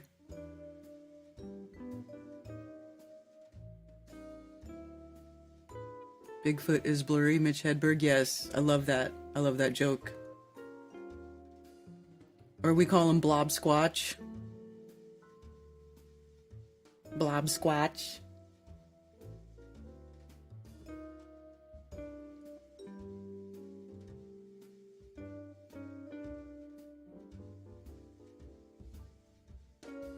Mm-hmm. Let's see. What's this one? We'll watch another one. I love these interview videos. They're fun. Hello, we need you on camera. The last one. Last one? All right, how have you been? Oh, there's Law. Yeah, he's been feeding our Flat Earth family, keeping us very much nourished and putting in all the hard work. So thank you personally from all of us here and Strange World that we know you've been working your butt off. Oh no, it's like it's my holiday right here. The food's been good. Breakfast burritos, hamburgers. We've got pad thai. I can't even tell you how much delicious Thai tea I've had to give me that energy. And hey, get over here. We got one more. But thank you so much. Thank you guys. This has been the best Flatoberfest ever. It's the absolute best, and no one does it better than Queen Bee. Queen Bee coming through, and thank you, Dr. Law, for all your hard work. We appreciate you. All right, we got to meet somebody right now. Hey, I will only let you interview me. Oh, this one's funny. Watch all this. Right, hey, you heard it first. He was only if I let him wear the glasses. Too bad they're not the DJ Curious glasses. Sir. This is. It may not be water. Did you see that? He spilled wine on himself. This was hilarious. Watch it again. Let's watch it again. Let me wear your sunglasses. All right, hey, you heard it first. He was only if I let him wear the glasses. Too bad they're not the DJ Curious glasses. Sir. This is. It may not be water. Jesus did drink. Jesus did drink. He enjoyed a good time. And please, for the camera, state your name, where you're from. I'm Jared. I'm from Minnesota, the land of 10,000 lakes, but it's actually the land of about 13,000 lakes. All right. Well, you look good in those glasses, I must say. And how's your Flat Earth? Wine on myself. How's your Flat Earth journey been? Chaotic. I started with COVID. I had a co-worker of mine who was a friend that said, "Hey, did you hear we are first in line for the shot? Let's go get vaccinated." And I'm like, "Let me get back to you on that." So you need to do some more investigation. Then when did it come to Flat Earth? How was was it a divine intervention? Yes, 100% it was a divine intervention, but it was COVID took me into just researching like vaccinations and autism and all that stuff, and pretty much not trusting the system. Yes, basically all of that led into like we're being poisoned, we're being led to believe things that aren't true. Evil is real. I never felt motion. I never thought motion existed within the earth. I was always like, it doesn't make sense. What is the moon? You see the photos, you see Neil Armstrong, you see what Buzz is rebuking. It's the globe lies falling apart before his eyes. Exactly, NASA. I'm looking into that. I'm like, what in the world? How could you possibly believe this? This is complete nonsense. You were done with lies and you were seeking truth, and it helped you see just a little glimpse in how complex and beautiful this world really is. Can I get an amen? Amen. And also, where are the stars? Why can't they zoom into cruise ships on the bottom of the globe? If they can zoom in 4 trillion light years away, or sorry, 40 light years away, which is 4 trillion miles, whatever, absolutely retarded pseudoscience, satanic science. If they can zoom that far, they can show the flags on the moon, they can show cruise ships underneath the globe. It's not possible because it doesn't exist, because we live in an electromagnetic universe. We live on a plane of inertia. We're not spinning, we're not moving, we're not spinning out of control. Your mind is spinning out of control if you trust the government and you inject your kids with poisonous fluids and you eat the groceries that are in the stores. They're poisoning you, they're making you retarded. And we are done with the lies. It's time to what? Wake the fuck up. Time to wake up, everybody. Get flat. Time to wake up and get flat and research what is really going on with this earth. Thank you for bringing up so many good points of asking questions, because what? It's a mystery and it's not boring. Thank you so much. Thank you. $54 billion to go to Mars, 268 million miles away. Makes a ton of sense. Yeah. None of it makes sense, right?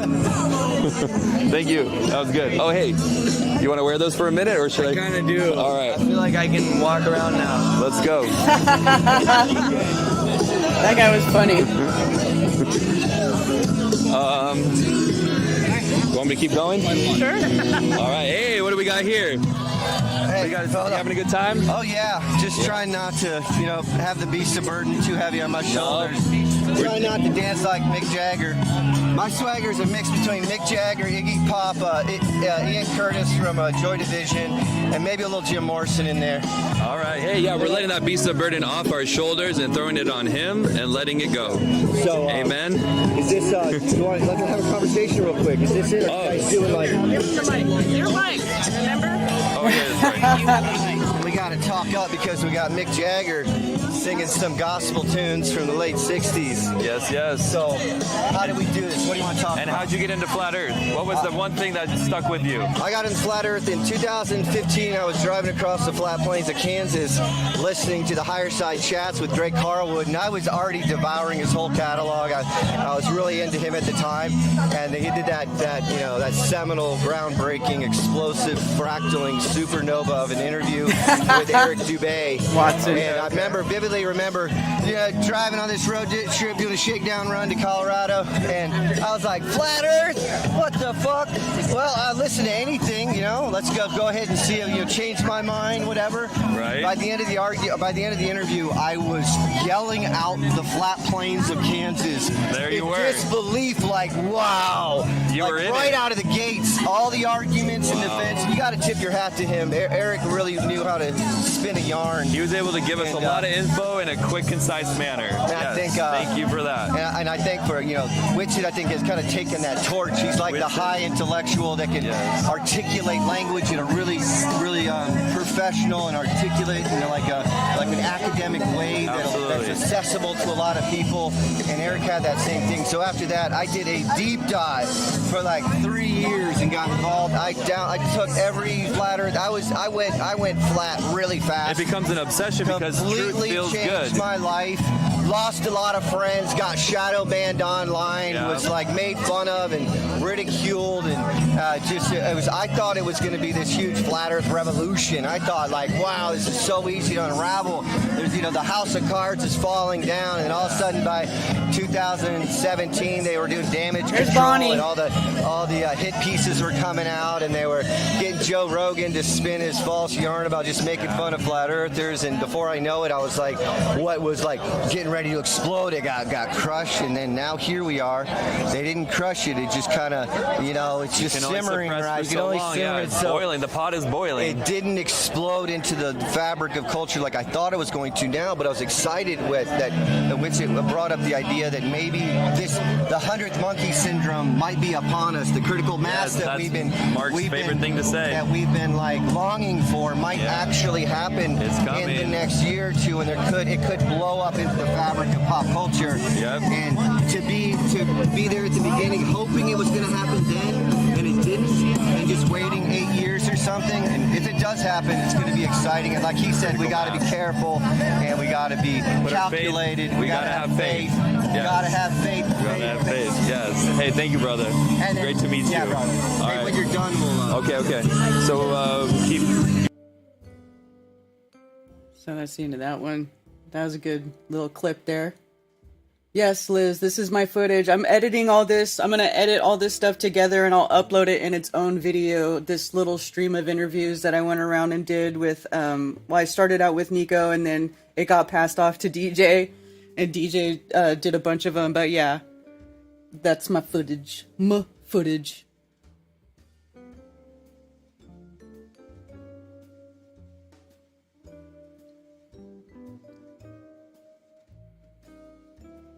Who had the idea to ask the Hampton Inn to let this happen? They deserve a medal, or at least a crystal. Carol asked them, but they could have said no. That somebody else asked another hotel, and they told us no. You know? So thank God they said yes. Yes. Yeah, after this, I'll be editing the footage this week, and I'll be uploading it as I can. Yeah, it's good. There's a lot of good stuff. I got some drone footage. Let's see. Do I have some drone footage here I can show you guys? This is kind of, for those who weren't there, this will give you an idea of what it looked like. Here, I'll play this. So this is, I'll make it big. This is what it looked like. This is where we were. The parking lot. See, there's Valley's little side-by-side there. We got some vendor tents over here.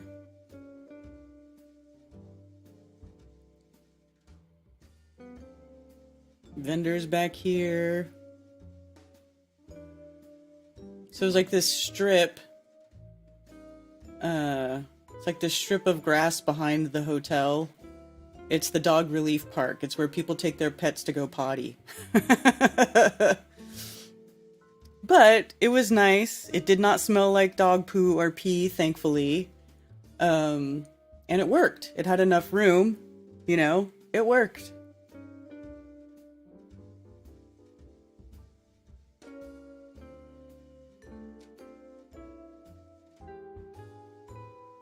So there you go. That's what it looked like. See all the tents back here? Our campers with their tents set up.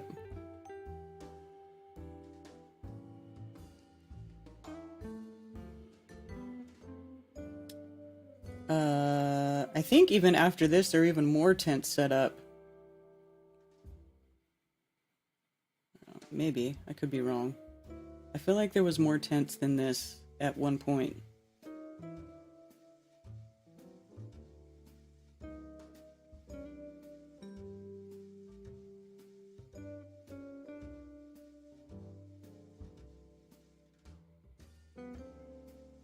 Oh yeah, I saw that. That was on Run Boston Bears channel. We should watch it. It was funny. I actually thought it was funny. She's like, whoever planned this, Karen B. Boo. And I was like, damn, that's cold, lady.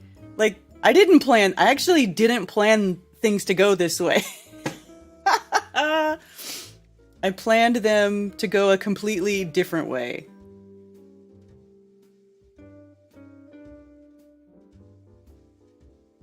How far were you from the disaster? Well, like from Asheville, we're like 90, 80, but 70 to 90 miles from Asheville in Spartanburg.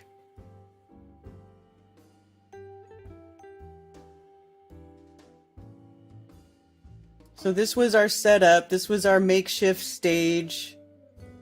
There's no sound in drone video, by the way. You won't hear sound until I sync this up with the video where there's sound, but there's me driving the drone. But it gives you an idea, you know. You see what we had going on. People hanging out. Look at the looky-loos in the hotel rooms watching us. The people looking out their windows. They're like, what's going on out there? And then we were telling people, like, come hang out with us. It was pretty funny.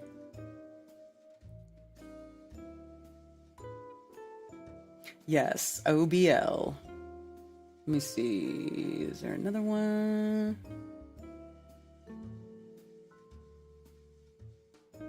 That was the damage in Jana's house. Yeah, here's another little video clip.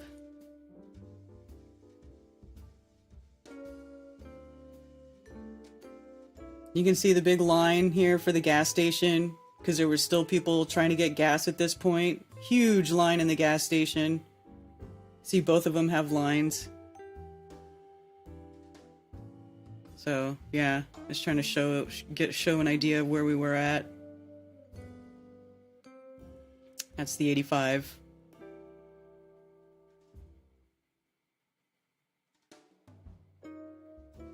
You can see all the fires, people burning stuff all over the place, having fires, probably having cookouts because they didn't have power.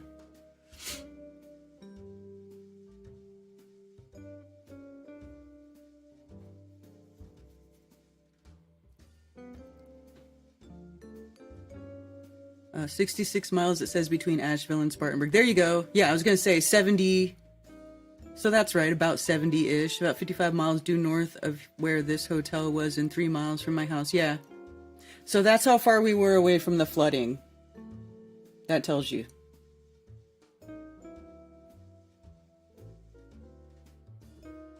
And a power pole missed their rig by 3 feet at the hotel. Yeah, that was crazy.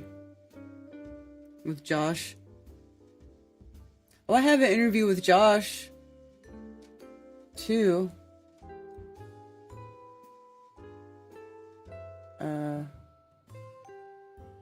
I don't know which one it is. There's a bunch of these.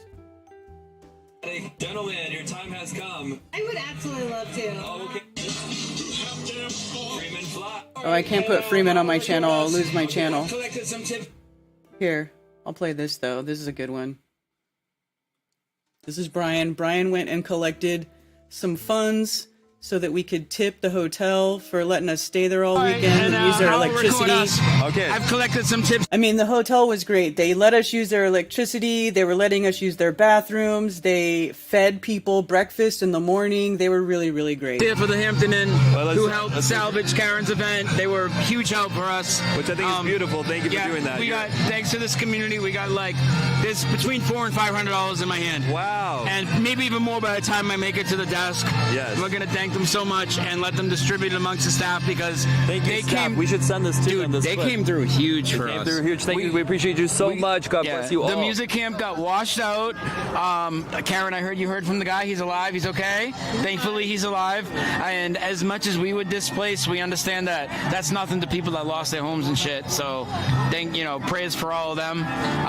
But for everybody that came through the adversity, I think the journeys of people just to get here are the most amazing story. And then the love that they feel. And how did Flat Earth change your life? Oh, Flat Earth changed my life in a big way. I know all these people. That's how I know Karen. That's why I am in the Carolinas. All right. That's why I like a whole bunch of stuff in my life. Got a Flat Earth family, it sounds like. Oh, dude. We all do, right, with each other? Especially here in the Carolinas. Like, it's huge. Amen. We're the Kakalaki crew. I heard the Hell yeah. I love it. Yeah, hell yeah. And so, would you say that Flat Earth gives you peace once you accept? Absolutely. Peace that surpasses all understanding. Absolutely, man.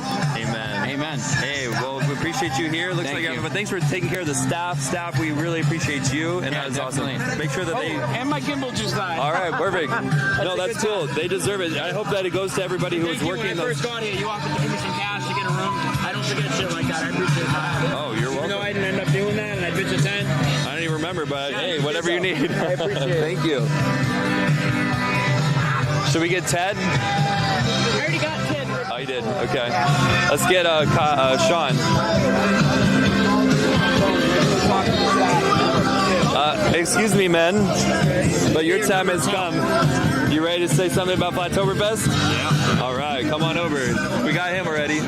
So, hey, let everybody know who you are, where you're from. All right. My name is Sean Haney. I'm originally from Dover, Delaware. And I think Flatoberfest is legendary. Yes, it is. Last year in Vegas was my first year, and great experience. It was so awesome to meet other flat earthers for the first time. And again, this year didn't work out the way we planned on it, but we made it work. Again, thanks to Karen and all the supportive cast. And I hope we continue to do these Flat Earth festivals so we can spread awareness and defeat evil. All right. Hey, well, this is a beautiful man right here. He was the first person that I ran into when I got here. I landed, the storm had passed, the aftermath was being assessed, and I had 50% power to make a decision. Either go back to the airport and I recharge and I get my hell out of here, or I trust God, and I know that the Flat Earthers are going to come together. And guess what? This man right here is talking biblical trees. My ears perked up, and I was like, this must be a Flat Earther. He had a charging port ready for me, where I instantly was able to charge my phone, which was all the peace I needed in that moment. And he embraced their fellow brother here at Flatoberfest, and thank you so much for being you. Thank you. And just God bless. Yeah, God bless. All right. Flatoberfest 2024. Yeah. All right. Yeah, so those are really cool. There's some really cool interviews there. There's a lot of great footage. Nice to hear Space Cunt playing in the background. Yeah, man, there was a lot of conspiracy music guru being played. You know? Because that was pretty much all we could do for a while, is just play music. No, that is not. His name was Sean. That guy's name was Sean.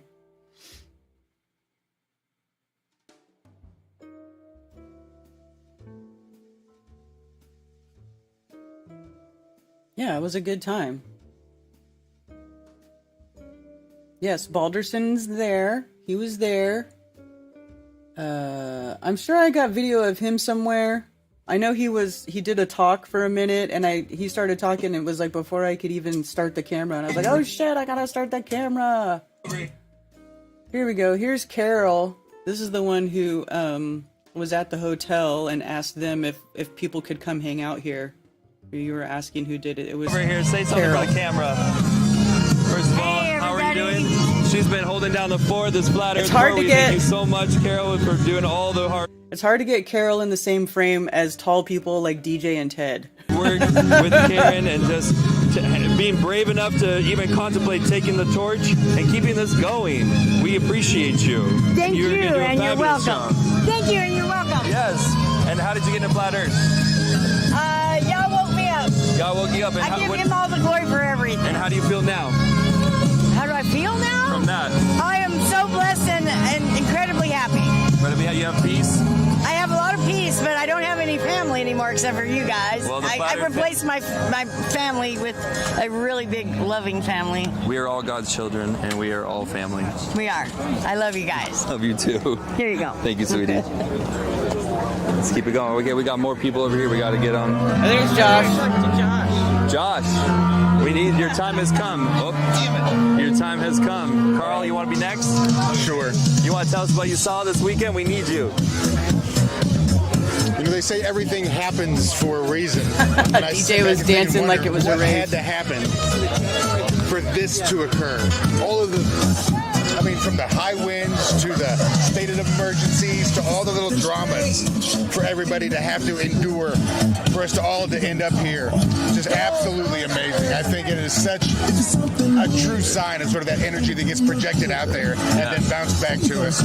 And I just can't thank Karen enough for having put this all together and then have it all ruined. I think it's been the best thing that's happened all weekend for this whole thing to get completely ruined. Amen. So thanks for the ruination. They can try to ruin us, but somebody's looking out, wouldn't you say? Absolutely. We got the blessing here to keep us going, and thank you so much for being here and spreading the love. It's great to met you, and thank you for sharing your journey. Awesome. Thank you so much. All right. right, God bless. Yeah, man, we were rocking out. Let me see if I can find that. I know there was one drone shot. I remember recording on the drone, and like the last part is DJ rocking out, dancing to OBL. So I think this might be the video. Let's see. Is this it? No, not this one. I played this one. Maybe it was the one right before that. I know I recorded it. I gotta find it because it was hilarious. I remember watching it on the screen and I was like, this is awesome.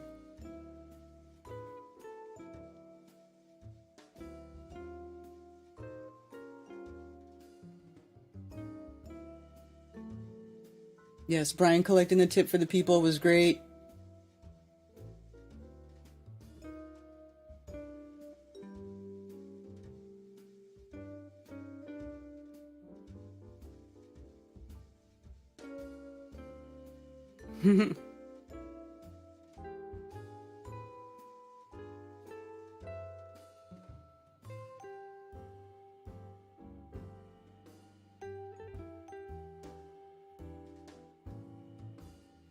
Maybe it's not this one. Well, I sure hope I did record that like I thought, and I wasn't just looking at that.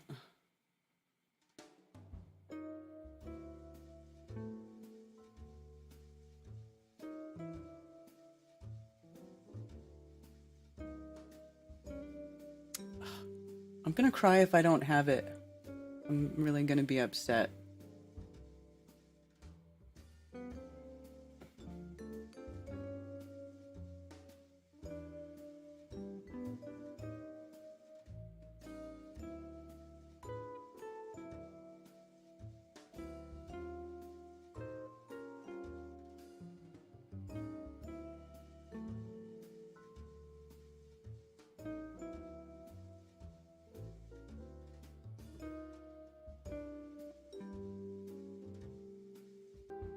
Oh, that's right. Carol did a collection and we bought all the hotel people food.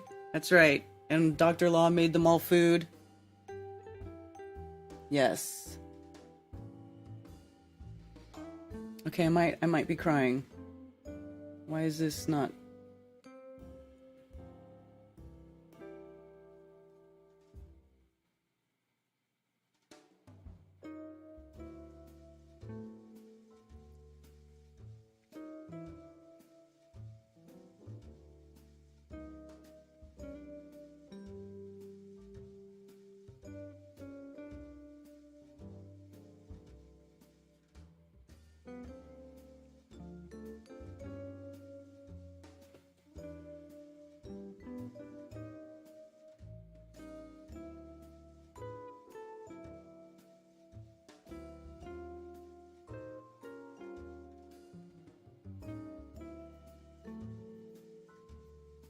Oh my god, was I not recording? How upsetting.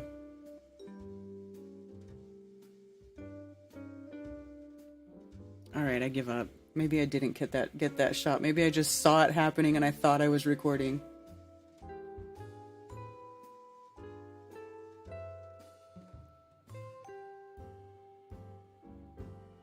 One bitch in a group of beautiful. Hey, let's find it. Let's watch that. I want to actually play it because it's funny. I actually thought that woman was funny. Boys are used to curveballs around there's here. Ben. That's what they've been throwing at us the whole time, and we're having a party with it. So, come on. Yeah, good seeing you again. Always good seeing you, brother. Live stream to my channel? I don't know about that. Huh? Hello. So, have you looked into the 24-hour experience, like the final experiment? This is the final experiment? No, have you heard about it? No. Oh, you don't even want to hear about it. I do. No, it's going to be too long to talk about here. No, I thought okay. because of your shirt, you might have, like... No, I got him over there. Nice. Were you having fun? No. Why not? Because I've been waiting for all the speakers and they're not happening. Yeah, and... tomorrow. I'm not going to be here tomorrow. I've been here since Thursday. Have you walked around and met everybody or talked to them? That's what I'm getting is a little walking, talking. So whoever organized this, Karen B. Oh, no. Boo. Oh, no. Yeah, I mean, Make that live so stream. what about the disaster and that power outage? Yeah, and we're all here and we're sitting around and there are 2 speakers right over there and Yeah. they're just sitting. And Yeah, I mean, they can speak now, but I think they're going towards music. Yeah, exactly. I'm not here for a music thing. I was here to hear people. Sorry it's not going perfect. Yeah. So luckily I've been able to speak to 1 or 2 of them individually, but that's not the same as getting what I came for. I hear you. Yeah. So maybe something poorly organized. Yeah. Poorly organized. I guess she didn't like my hurricane. MIA yesterday, she was gone. Yeah. Thanks for your input. Thanks for your honest, input. Hey, Whether you want it or honest not. input. Hey, honest input. That's what I'm going around for. Let's see if Ben wants to say anything. Benjamin, you have anything for the live stream? We're here outside having a gas. We always are used to curveballs around here. That's what they've been throwing at us the whole time, and we're having a party with it. So, come on. Yeah, good seeing you again. Always good seeing you, brother. Absolutely. OBL's about to take the stage. I'm gonna get my gimbal. Okay. Hey, we're the fucking best. Yeah. All right, it's about to take the stage. It's gonna get noisy. Much love to all y'all. Thanks for. Yeah, so that was funny. I thought that literally made me laugh because from Boston Bear's like, well, what about the disaster and the power outage and blah blah. She's like, yeah, and we're all here just waiting. Chop chop. You're not gonna little pesky hurricane stop you now, are you? I was like, oh my god. Yeah, I actually didn't plan that. I almost wish I did though. Just for that. So I'd be like, what, lady? You didn't like my hurricane? You didn't like my power outage? You didn't like my disaster? I made it just for you.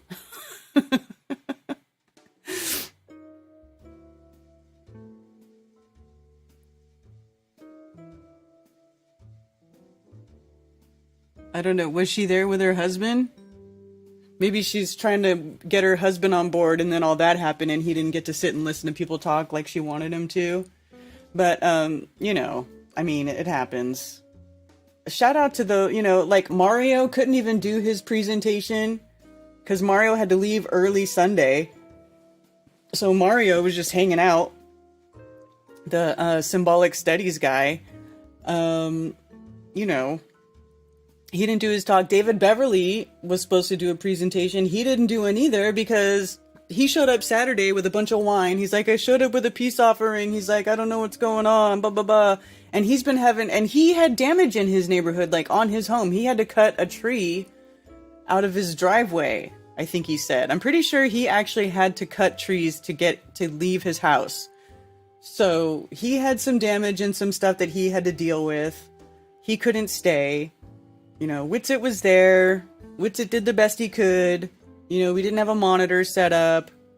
You know, Ben couldn't even run his equipment. He couldn't do any of the stuff that he wanted to do.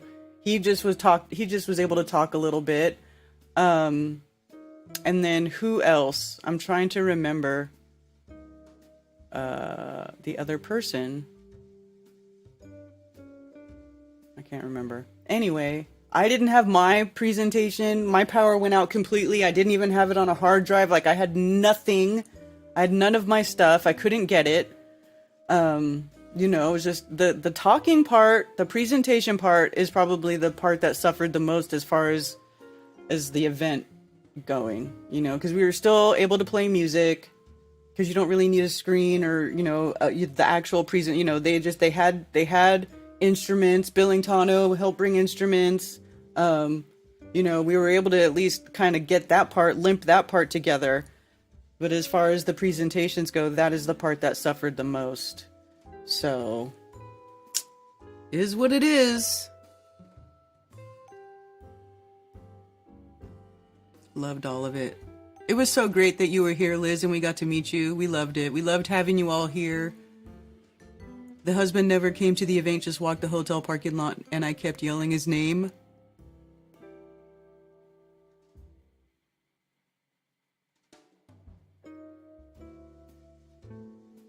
Yeah. I know. Isn't that funny? Yeah. Anyway, I thought that was funny. He's like, you having a good time? She's like, no. Oh, I mean, oh well. Got to taste Dr. Law's delicious food. Yes, you did. All right. I'm going to take a short break, and I'll be right back. And if anybody wants to call in, you can, but I'm going to take a break first. Be back.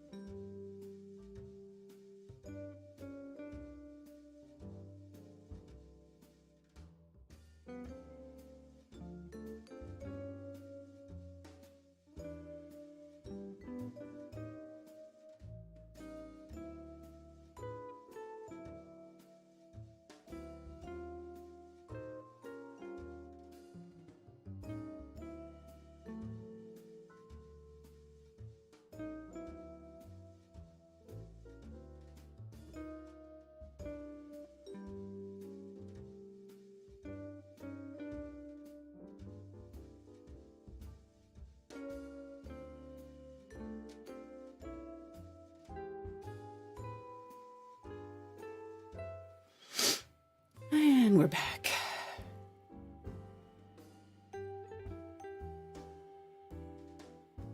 While Karen takes a break, we're all just sitting around waiting. No presentations, no music. This is poorly organized. Boo-hoo.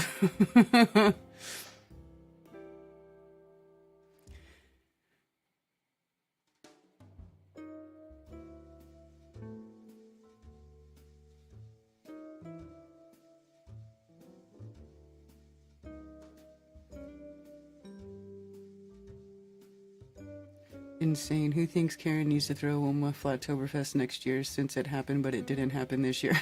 Aw, I really just need a break. I need a break.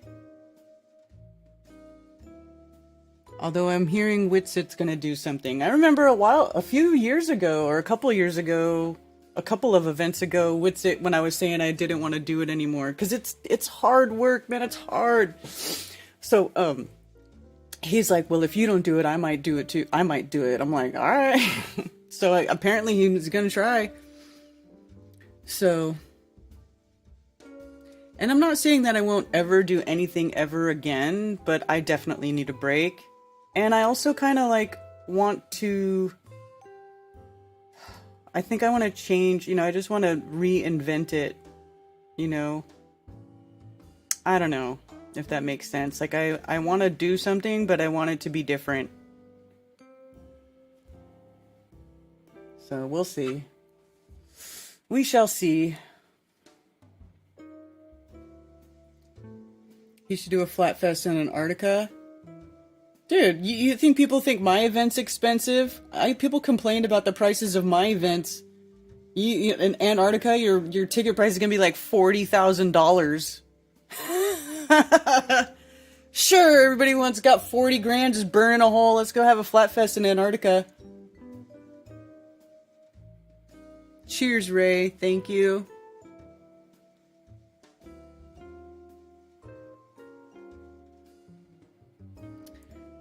Well, I don't know. She's just not she didn't want to hang out with us, I guess.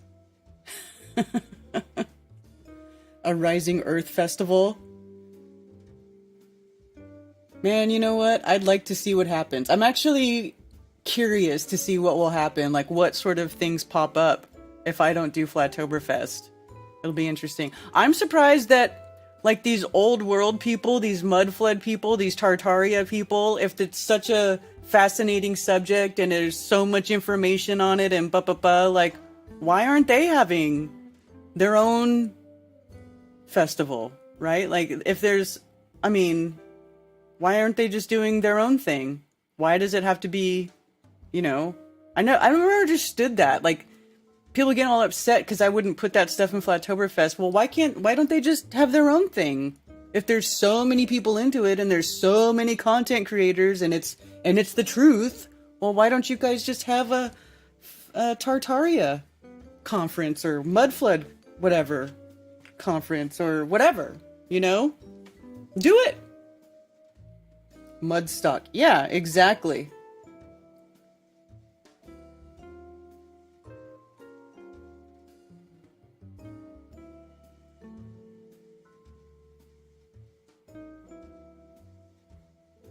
Dees is a festival. Where are the Smoky Mountains? The Smoky Mountains are like, it's the same thing as like the Blue Ridge. They call it, Smoky, because I'll show you why.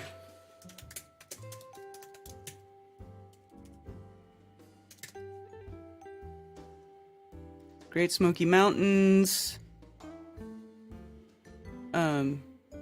North Carolina and Tennessee. Basically, it's the mountains between Tennessee and North Carolina. And they call them the Smoky Mountains because... if I could just spell right, that'd be great. Because, like this. Pictures like this. So this place has a lot of humidity. And so you'll get parts in the mountains where there's little clouds, like basically clouds and mists and stuff that gather really low along the mountains, and it looks like they're smoky, but it's fog. So that's why they're called the Smoky Mountains. If that makes sense. And when you're driving through, like before I was used to it, I was like, is there fires? No, it's fog, like this. So here, this is a great example. That's why they're called Smoky Mountains, because the humidity content here is such that it creates this effect over the tops of the over the peaks, like in the peaks and valleys and stuff, and it looks smoky. Isn't that cool?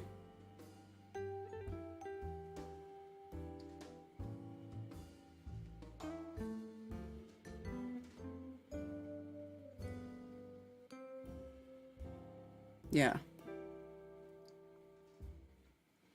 Yeah, that is it. So anyway, yeah, so, and you'll see this stuff all the time if you drive through there.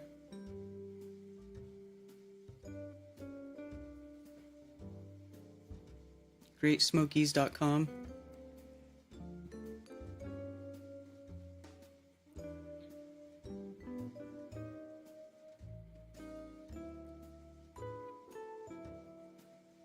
So, yeah, it's a really beautiful area. Really beautiful. Happens in Kentucky too. Well, that's what I said. It's the mountains between Kentucky and North Carolina. It's like that whole area. You mean gravity doesn't pull that fog down? I don't know. We got to see that as we embarked on I-40. Yeah, exactly, Billingtano. That's a really beautiful, well, it was one of the most beautiful drives. Like driving on in the mountains between North Carolina and Tennessee, it's really one of the prettiest drives that I've ever driven. You know, it's really pretty through there.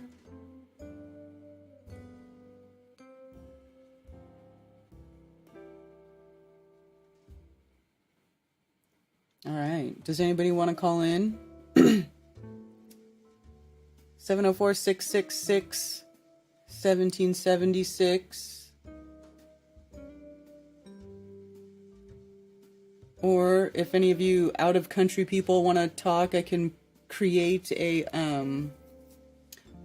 Zoom call, but I'm only going to do it if you guys are going to call in because it's kind of a pain in the butt.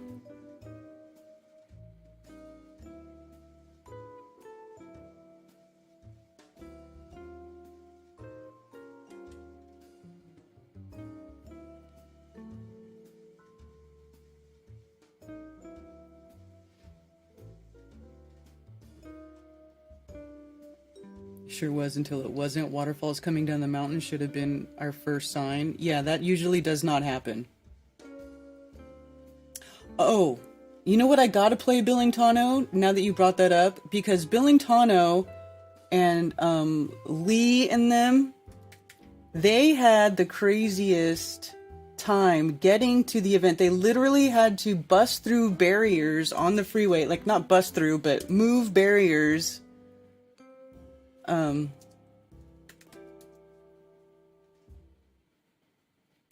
Okay, can I find... I have those videos. I had Thunder Chicken send me the videos. Here we go. So check this out. I'm gonna go back and see.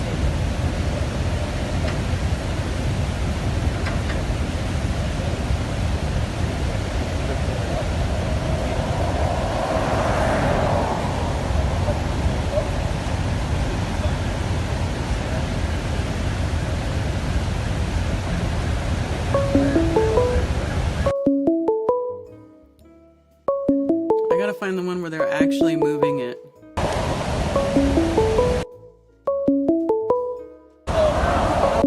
Let me answer that.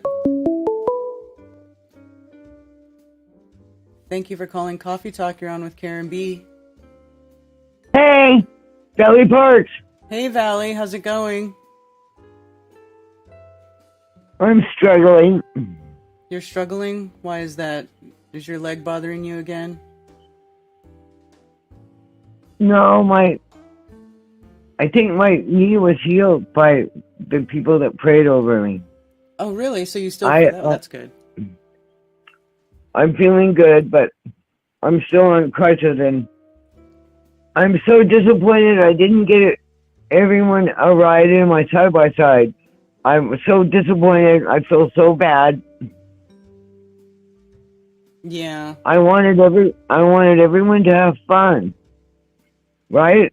Yeah. And I sat there and looked at my thing on the trailer for days, right? Mm-hmm. It seats 3. Yeah. Yeah, it would have been fun. It would have been fun. My water issues are resolved, and I'm doing okay, but I'm still struggling. Okay, well, are you okay? Yeah, I'm okay. Okay. And I'm sure Carl still checks in on you every now and then, yeah? He better. Carl is the best. Yeah. Awesome. And I want to thank Dr. Law for providing the food. And I want to thank Mojo for providing the sound and the music, and everyone did so good. Yeah, everybody did great. It was a and I'm a team happy effort. camper, right? Yeah, happy camper.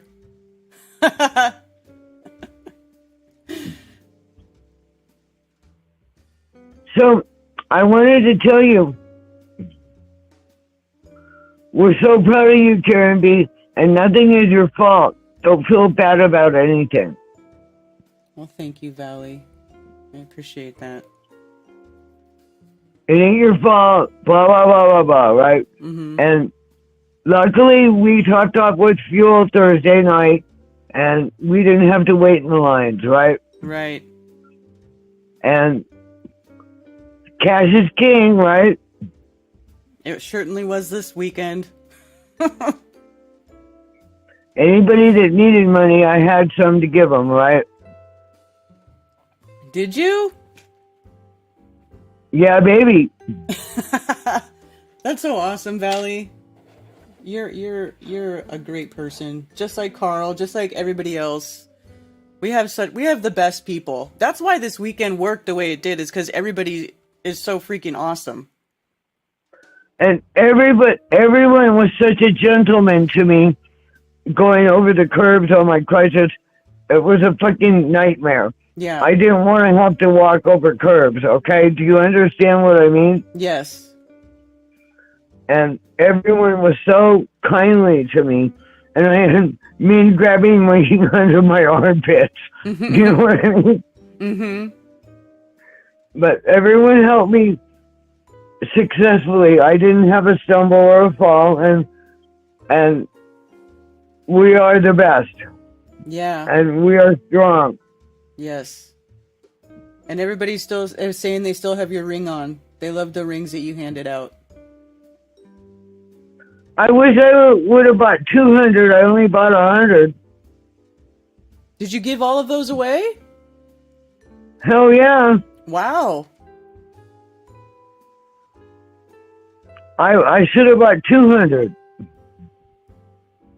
Well, I don't even know if there was 200 people there. I was trying to count the people on the group shot, and there was over 118 in the group shot. Oh, really? But that's great. That's pretty good. I wish I would have bought more rings. Oh, it's all right. Everybody's pretty happy.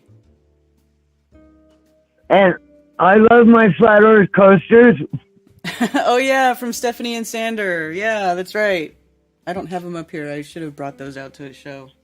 But I don't. They're downstairs. And I got my keychain and everything, right? Awesome. And you got a shirt? Yeah, I got a shirt. Cool. Oh, Carl came up for the other day for my birthday, and we both had the same shirt on. Isn't that funny? Yeah.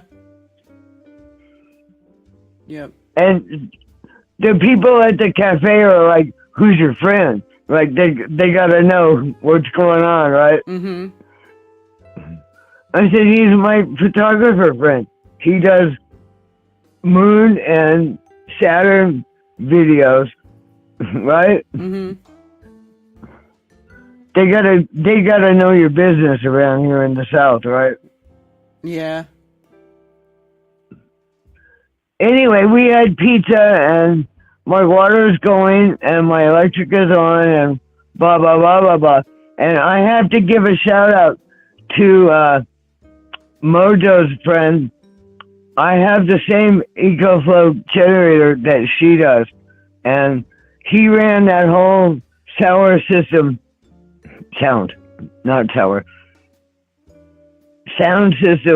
all night long. And I've got that thing in place in my cabin. Yeah, baby. Huh. Delta Echo Flow. Echo Flow? Is that the name of the generator? Delta Echo Flow. Mm. Plus, I have the backup battery, so I'm double down and dirty, right? Right. But you got your power back on, you said, at your house, right? It was off for 2 days while I was gone. So when did you get power back? It was on when I came home. Oh, My okay. water was off. Oh. Is the water working again? Yeah, we got it back online. Oh, okay. Well, that's good. It took a few days. Yeah. There was a situation that dealt with it. Mm-hmm. I wish I could have given everyone a ride on my side-by-side. I'm so disappointed. I know, but we had to do the best we could with what we had going on, so it is what it is.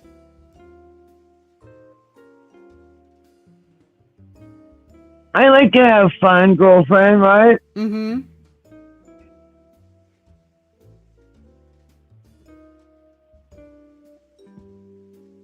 I'm sorry your music camp didn't work out for you. Yeah, I know, me too. It'll be alright, though. We did alright. You know, I couldn't have been around on crutches around there. I would have had to have my side-by-side, right? Oh, yeah. That's why I told you you could go ahead and bring it. Everyone was so kind and gentle to me. I can't thank everyone enough for helping me go tiki. That's so funny. Yes, we have the best people. And happy birthday. Well, thank you. And at least we didn't have to stay in the gas line for an hour, right? Right. Well, it took me an hour to get gas Saturday. Was it Saturday? One of the days, whatever day I finally made it over there, it took me an hour to get gas. It was hard for me to get out of town there that first day, like right after the hurricane hit. It was not easy. Even though there wasn't. Am I so allowed much to damage. tease you? Allowed to what? Tease you. About what? Well, I carry, but I also carry a chainsaw. Oh, yeah.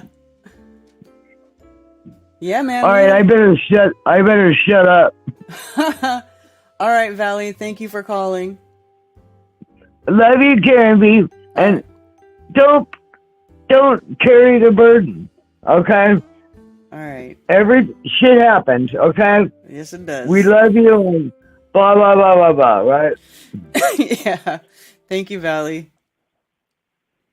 We love you. Big hugs. Okay, love you too. Talk to you later.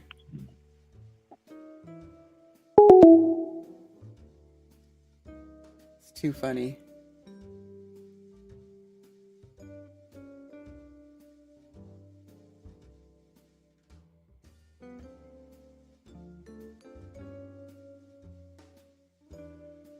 I have a bunch of shirts left too. What am I gonna do with all them shirts? I tried to give away, I at least gave everybody the shirts. I didn't make people buy the shirts. I was like, take the shirt, have it for free. And I have some left. I also have some Las Vegas shirts left.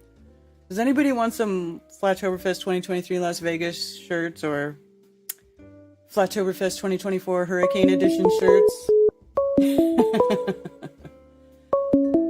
Oh boy, wait a minute. Do I have two? I can't tell what's going on.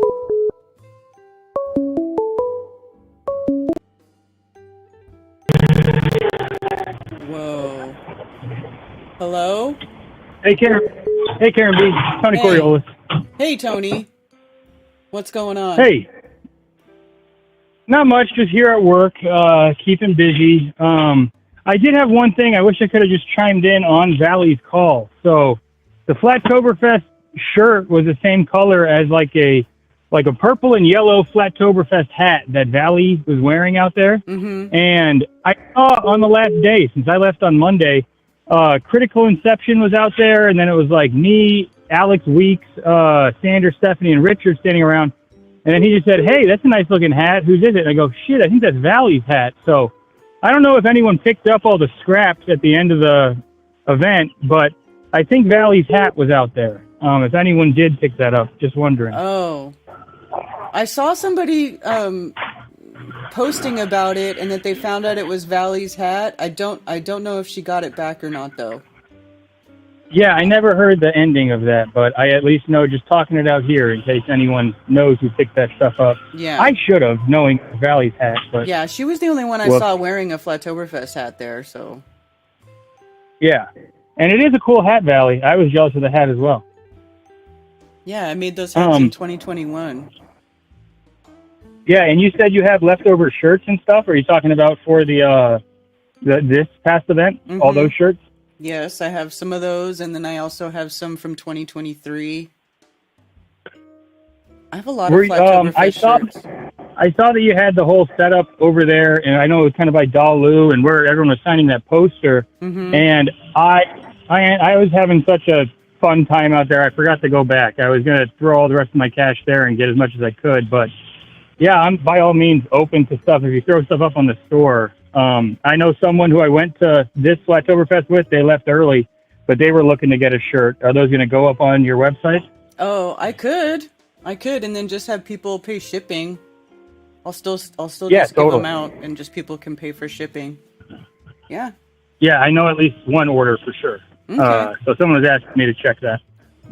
Yeah, I can do that. I'll have to take some time and set that up.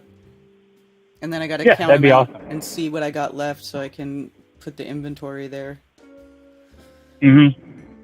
Well, yeah, I had a total blast.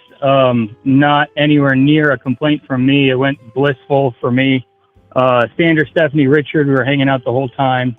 It was just so cool. And then I got to meet Dennis and Jerome for the first time, each of them, and they were super cool. And how cool is that I'm just a nobody? I'm this Tony Coriolis guy, but they kind of know Tony Coriolis, and they're cool with me off the bat. It's so cool to me. And it as Dr. Law says, nobody does it better. Karen B., I'm with him on that.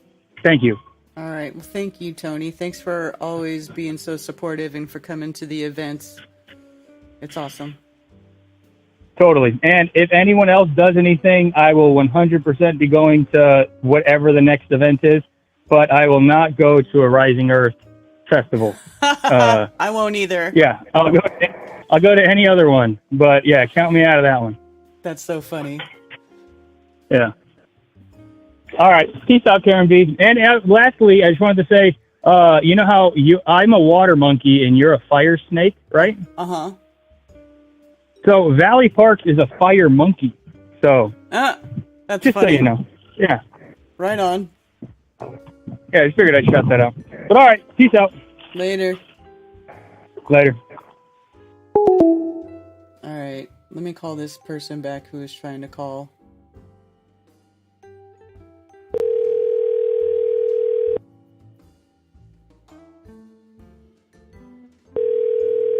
Okay, Cammy. Whatever she wants. Hello. Hi, Dr. Law. Hello? Hey. Oh, Queen Bee, I'm sorry. Yeah. That's I tried okay. calling. Is now a good time? Yes, it is. I've been waiting. I was going to call back in. Perfect timing. Yeah, you and Tony called it exactly this. Well, yeah, you and Tony called it exactly the same time, and I couldn't pick. And all I did was answer it, and I didn't even know who was going to end up on the line. Oh, yeah, no worries. Yeah, I'm glad Tony called, as he always does. And it's good seeing him again. Yeah, I just wanted to call. I texted you earlier. Just want to, well, I'll go over it with you. But anyway, yeah, I'm glad everyone had a great time. Thank you all for the shout outs.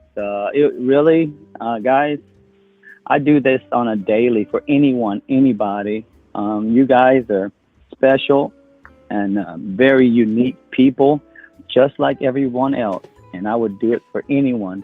But I want to shout out some people. Give me a few minutes, Queen Bee. Mm-hmm. First, I'd like to shout out Carol. Carol with a K. She was awesome. She was the one who got everyone to the hotel, and she actually left a sign there for everyone else that came to the front gate because it was locked at the venue. to come meet us at the Hampton Inn. So she did that. She took care of everyone there, spoke to the hotel people and asked them if we could, just hang out over there for the time being. And she pretty much got everyone together. Yeah. Yeah. And as far as, I agree with you, Karen, as far as her doing the next one, that'd be great. But I hope she knows the responsibilities that she's going to get into and the amount of time and I don't want to effort. get into all that. I'm not going to put that on somebody. There's a lot of work that goes into it, and I think most people don't even realize like how much stuff I do myself. That if you don't have the skill set to do it yourself, you're going to pay somebody a lot of money to do it. Like do advertising, make promo videos, sound and video, all that stuff. It's a big deal. Exactly. That's what I've been trying to say, and I've been telling people, you do all this on your own, and like Tony just said, nobody does it better on their own, So props to you for that, Queen Bee. I appreciate everything you've done for this community, and also for me, you've allowed me to try to get people together and do the things that I do, and I try to teach people what they can do on their own if they wanted to, but it's kind of hard when you see other people and you're kind of scared to jump in. Mm-hmm. But I want to shout out also JT, Run Boston Bear. He's such a gracious man. Glad to have known him, and Tony Coriolis, of course, always helping everyone. Mm-hmm. He's a people person, and ran to get ice and water for me, as well as Kyle from Arizona also ran ice and water for me. And I want to thank DJ. Gosh, this guy, he has great personality, and he's one of the reasons why I started watching Strange World again after you left. He has a face and voice for TV for sure. Much love, DJ. If I was that way, I'd be hitting you up, but I'm not that way, so much love still, brother. He's a good-looking man. I no homo, but still love him. Richard Lopez. He came out there. The vendors, Richard Lopez. He was out there with Karesnik, his brand. I want to shout him out. My brother coming all the way down. I mean, he drove hours upon hours just to get there, as well as everyone else. And Josh and Walt finally got to meet them and give them some Thai tea. It was great hanging out with them on Monday as well. Ben and Christy Balderson, thank you so much. It's been great knowing you. Thank you for the Wagyu steaks. It was melting your mouth. Much love, brother. Much love. Thunder Chicken, of course, the RSO he has given me because my cousin's husband has brain cancer and he's going through chemo. And I think this is related to that little jibby-jabby in the arm there. He had received just to go back to work. Right. So I'm trying to convince him to do it, to take the RSO from Thunder Chicken. Let me shout out Joe and Janine for the Fed Up hat that I got from them. Ryan and his wife for the tinfoil hat. And let's see, Whitsit, of course. I'm going to shout him out. He's a great guy. He's very, very, very good. I hope he hangs around and carries it on. And OBL, of course, for their performance. Lowry, Rico, Crum, Nicole, and Emily doing the performance, with a live band and everything. But, of course, I want to shout out a huge shout out to my brother Mojo Shop. He was, Johnny on the spot. He brought all his equipment, and he saved the day for everyone. Everyone had a great time. Loved the music, of course. FE Nation, I want to shout you out, brother Carl, taking care of Valley Parks, who I had the pleasure of meeting. Great woman. And she just called in earlier. Happy birthday. My birthday's on Friday, but I don't celebrate it. And I want to shout out our extraterrestrials, like Liz, the Iron Maiden, Stephanie and Sander, and Richard B. I had a chance to spend Monday with, the Stephanie, Sander, and Richard B. We hung out for a little while. Hope they had a good time. I try to spend as much time with everyone as I possibly could. But I have one regret, Queen Bee, and it was that woman that you just showed who I saw the video from Run Boston Bear. Mm-hmm. I don't know her name. Do you know her name? I don't know. I would have to see if I can find it on the video of her name tags there. Well, hopefully if she see the video, she's the only one who didn't have a good experience. I'll tell you what, I don't know who you are, ma'am. I wished I had the time to speak with you and talk to you more. I'm at all of your events, all 7 of your events, and the 7 is a lucky number to go out on. So I would have told her that I never went there to hear any speaker. I never went there to hear any music. I just went there to see people like her and to talk and to meet people like her. That's what I do. I don't have any. I've seen it all, heard it all. For myself. So there's nothing new under the sun, ma'am. Whoever you are, I'll tell you what. I will, out of my own pocket, I will give you the money refund you for those tickets that you bought. Okay, I will, out of my own pocket, pay you back for that. Don't do that, I'm so Law. sorry. No. Karen, stop. Karen, stop, please. No. Please. Love you, sis, but just let me finish. But just get in touch with Karen. She'll give you my contact. I will send them. I will PayPal you or no, I do Cash App. I think I don't know what the hell I do. I got money in my Cash App. I don't know what the hell to do with. But anywho, I'll give her money back, and I wish maybe she can call me and we can have a great talk. But out of all 7 Flatoberfest, one is the Solar Return. 6 Flatoberfest, 1 Solar Return. I met so many people, made many friends, lost a few, but it's been a memorable journey for me. My journey doesn't end with Flat Earth. I thought it's one of the bigger things, but now I'm going to do something else, but I'll still be around. This is the best one out of all of them, Karen, because like I told you, I never went there to see any speakers. Everything I've already seen on YouTube. I went there because Sunday, when I got there, there was only music playing. So I went, I forgot who I approached. It was either JT or DJ about, getting people to do testimonials and just turn the music off and let them do their, FE journey. Just a couple minutes. That is what completed my Flatoberfest to make it 100% on the last one. That's the first time I listened to anyone speak because I was there. I was able to cook, and I had my cake and ate it too. I was able to cook for people and listen to the people who went up to give their testimonials about their FE journey. Mm-hmm. That made my circle complete, Karen. I appreciate that, and I'm glad that you did that for everyone. Okay. Mm-hmm. I want to shout out all the people that I saw over there at the Flatoberfest real quick. Spicy Sarah and Griff and Josie, Sarah G, Thunder Chicken Lee, that's Kyle, Brian George, Chicago artist. I want to shout him out for helping me a little bit with the cooking. Eddie and Senorina. These guys, Eddie and Senorina, they flew all the way out from Cali. I saw them the first day we were going to the gate, and the tree had fallen across the road. The guy pulls up in a little Porsche, and I said, "Hey, Eddie, you might be able to make it under those wires, those electric wires in the tree with your car."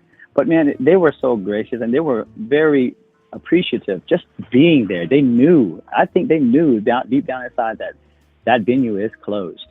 And but they still had a great time. They came out Saturday. I tried to get them to come out, with me on Friday evening, but they went and checked in at their hotel. But I wanted to say thanks, guys, for coming out, having a smile on your face. I wish that woman, the one who, didn't have a good experience, I wish she would have talked with them too. But anyway, moving on. Matthew from Charleston, he's the one with all the rooms at the Marriott Hotel. Thanks to all those who got rooms from him because he held off a block. Jack, just Jack, Alex, Caroline, and the whole family. Christy Senko, Nathan, CSB, Jonah, Sally and Craig, Mustang Sally and Craig from New York. Of course, Norina, Ariel, Chris, Sean, Zach and Cammie, Nemo, Victoria, and her daughters. One of Victoria's daughters, her name was Grace, was gracious enough to help my little niece, Kaida, sell food, cookies, and bracelets. This young woman is a very fine example of how Victoria raised her children. Where am I at? Oh, Adam and his wife. She's from the same country. Well, her family's from the same country as I am. They had 2 daughters. They're from Virginia. Maybe we'll keep in touch. Alex from Connecticut. He hung out with me a little bit on Monday as well. And of course, the drunk guy, the ginger that was drunk and trying to put the glasses on, Jared from Minnesota. That guy was Anyone hilarious. else I missed? Anyone else I missed? I'm so sorry. I'm working. I'm at work right now, and I want to shout out to some of the people that were missing that I wanted to see. You know, well, everyone from last year's Vegas, really, even from Canada. And the biggest one I wanted to see was Daryl Davis. I want to give him a big shout out. This man, I've spoken to him many times for, over the years I've known him. Wait, and this who? man, I tell you what, our buddy Daryl Davis, our brother. Oh, okay.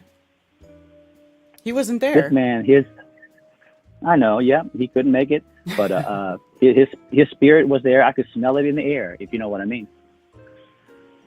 Yeah, but this man, I tell you what, he has such a big heart, and he is such a blessing to the community and to anyone he touches. His views on life is almost exactly like mine. He is very humble. I want to shout you out, Daryl. Much love to you, brother. Even though I didn't get to see you one last time. And I also want to shout out all the people that we've lost. Of course, Mike, his last name eludes me. He was the one breaking all the CGI things down. Mike Helmick. Yeah. Mm-hmm. Jibby Jedi. Of course, our very own Doc Michael. Mm-hmm. I want to shout out Yogi for Valley Parks. That was her husband. He went by the nickname of Yogi. Yeah. Of course, Antonio Subarat, even though he turned on us a little bit. Even though he's a horrible person. Yeah, but hey, we're all in this together, sis. I'm not in right? that. I'm not in nothing with Subarat. Sorry, no. You want to call him Super Rats? I get it. I got it. But I want to shout out to my buddy and brother Mark Taylor, who passed. Oh yeah. A couple years ago, 3 years ago. Mark. Not the troll Mark Taylor, but the real Mark Taylor, my brother. Yeah, the one from Myrtle Beach. Yeah. So, yep, Surfside, exactly. You have good memory too. Also, of course, our very, very own Bob Nodell. Thanks, Bob. Yeah, thanks, Bob. And I'll put Labas on for a second. Thank you very much, Bob. Much love, brother. That goes for Cammie. Sorry I couldn't do any fruit carvings this year. I was kind of I didn't have much resources to get. I thought I would buy the fruit there and cut it while I was cooking, but that didn't turn out well. Well, nothing came out exactly like we planned. Oh yeah, but like I told you before, I was going to come out there and cook up the sun, and sure enough, it came out. We had lemons and we made lemonade. Yes, we did. So we're good to go. Yes, we did, right? And lastly, I want to shout out, well, not lastly, but Nick. He's from Charleston. He's a young man who gave his testimonial. Him and his girlfriend, they are expecting in January. He had such a great time. Such a nice guy. Awesome. This guy, at ripe old age of 20-something, he's a man of his word.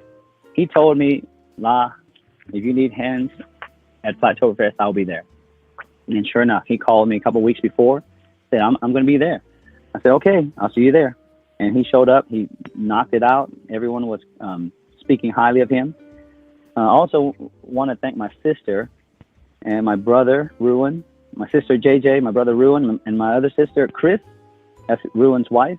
They helped on Saturday. And Sunday they couldn't be there because they had to go see Mom over there in Rock Hill. I want to thank him for all their hard work. He does it all the time. He's a flat earther. He works for BMW and he has friends that are flat earthers. But my sister's not a flat earther, but she knows it's flat. But she's still in the Matrix. Mm.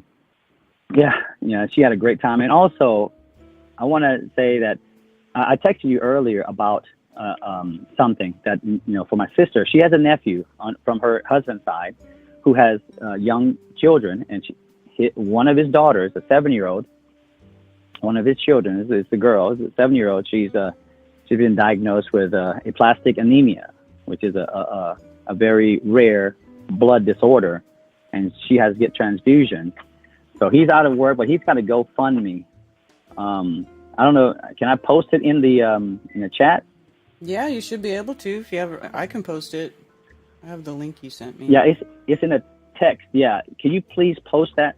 I just want to, I'm really not asking for much because everything that all the profits that I got from this past Flatoberfest, I gave to my sister. She's gonna give it to him. I don't, like I said, I don't touch money. I had to over there because we were shorthand. But all the money I got, we pay for the food. The rest goes to, my sister's nephew for his daughter, because he can no longer work because he's got to spend all that time with the other kids and her at the hospital.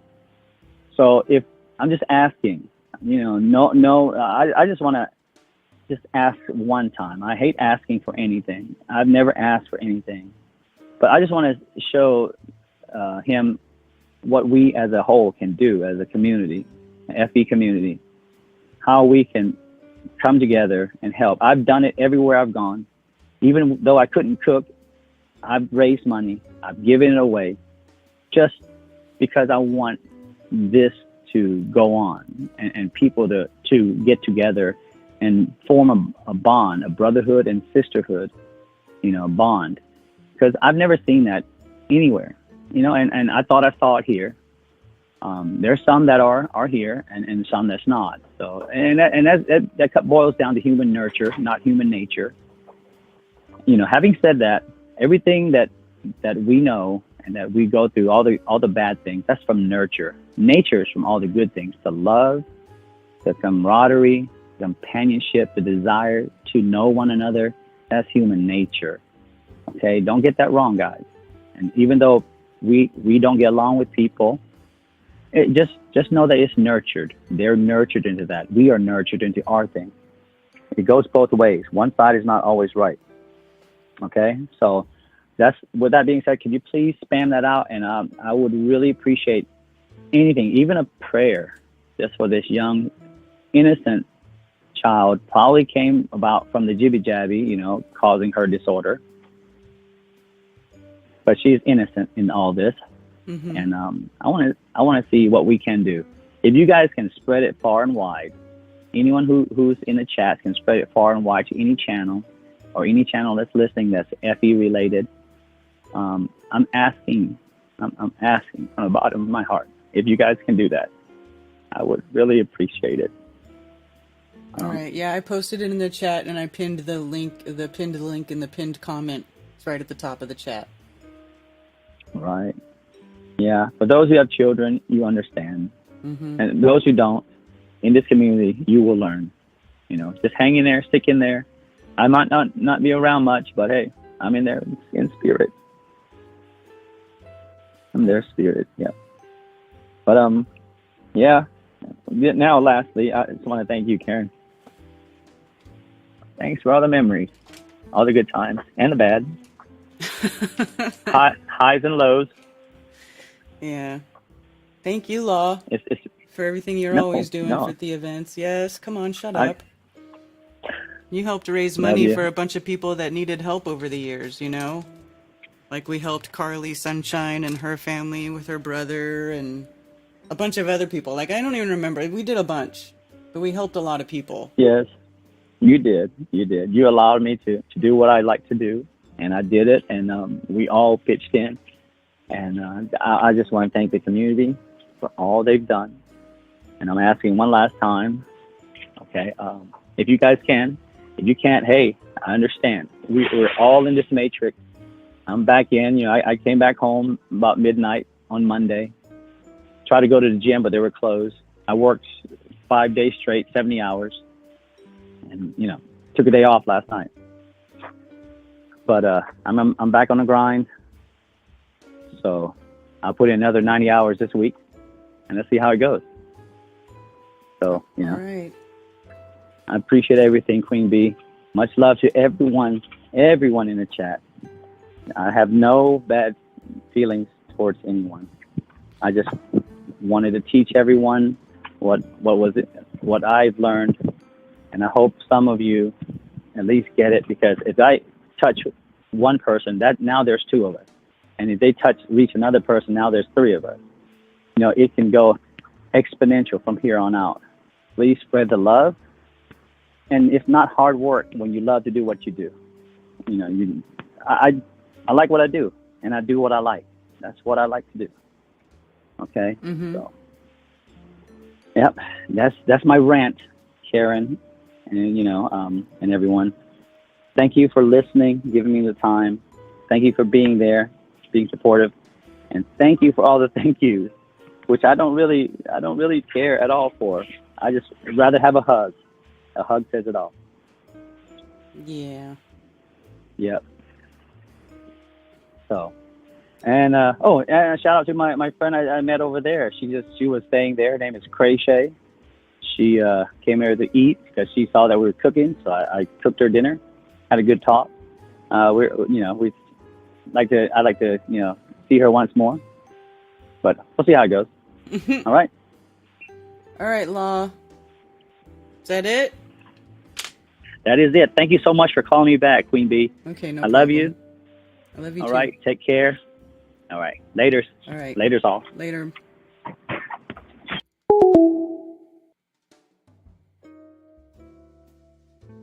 Listening and drawing while yard work.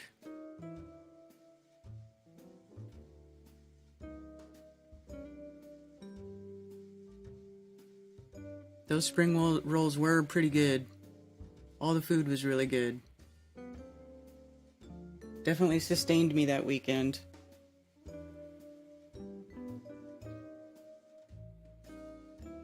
Yeah, and Dr. Law, if you're still listening, someone said that woman that hated the event was Linda.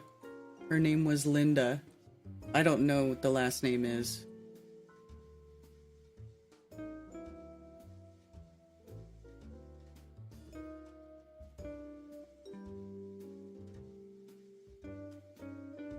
Also, thank you, James Ritchie, for the tip on Rockfin. Appreciate you. I always appreciate any and all support. You guys are the best. Thank you so much. Yeah. See, Dr. Law's nicer than I am.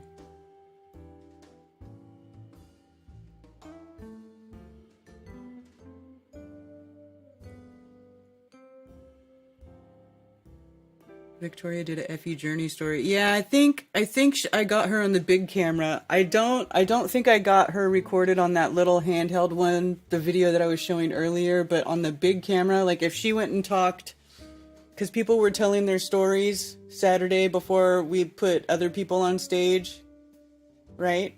Was that Saturday or Sunday? I can't remember. But one of the days, maybe that was Sunday. Anyway, if she went up and talked on the microphone, then I'm pretty sure I got her recorded there.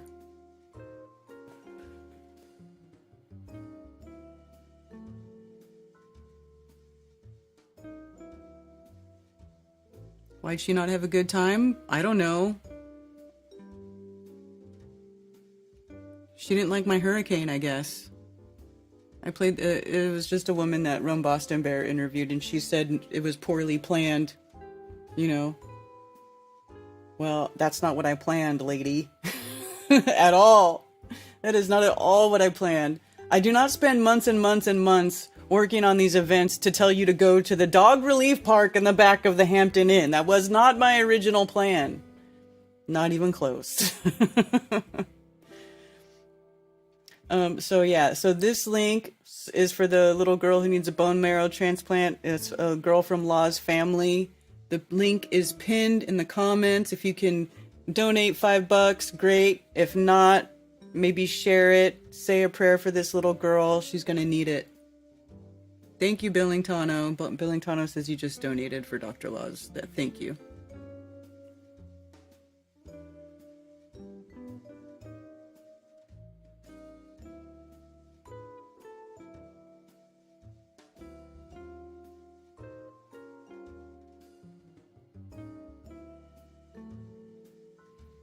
Yeah.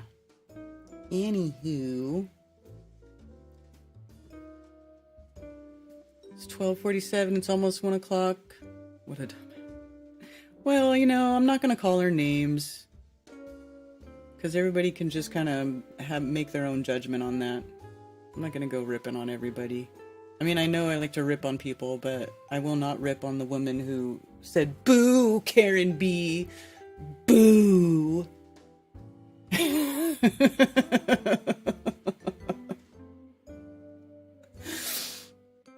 Anyway,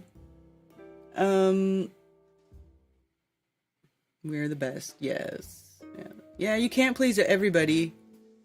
Can't please everybody. Law didn't charge you for food all weekend?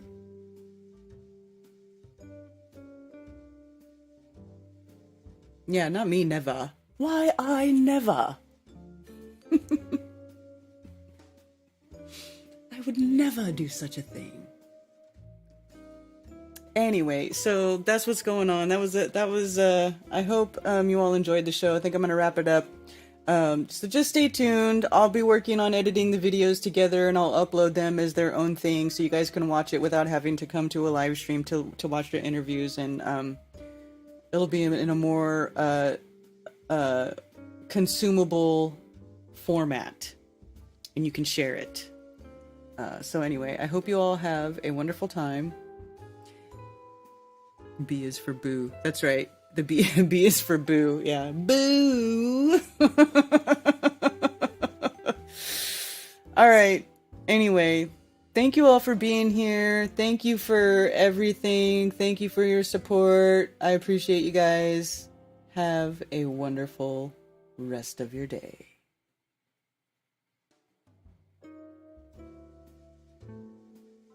Oops, wrong screen. Boop.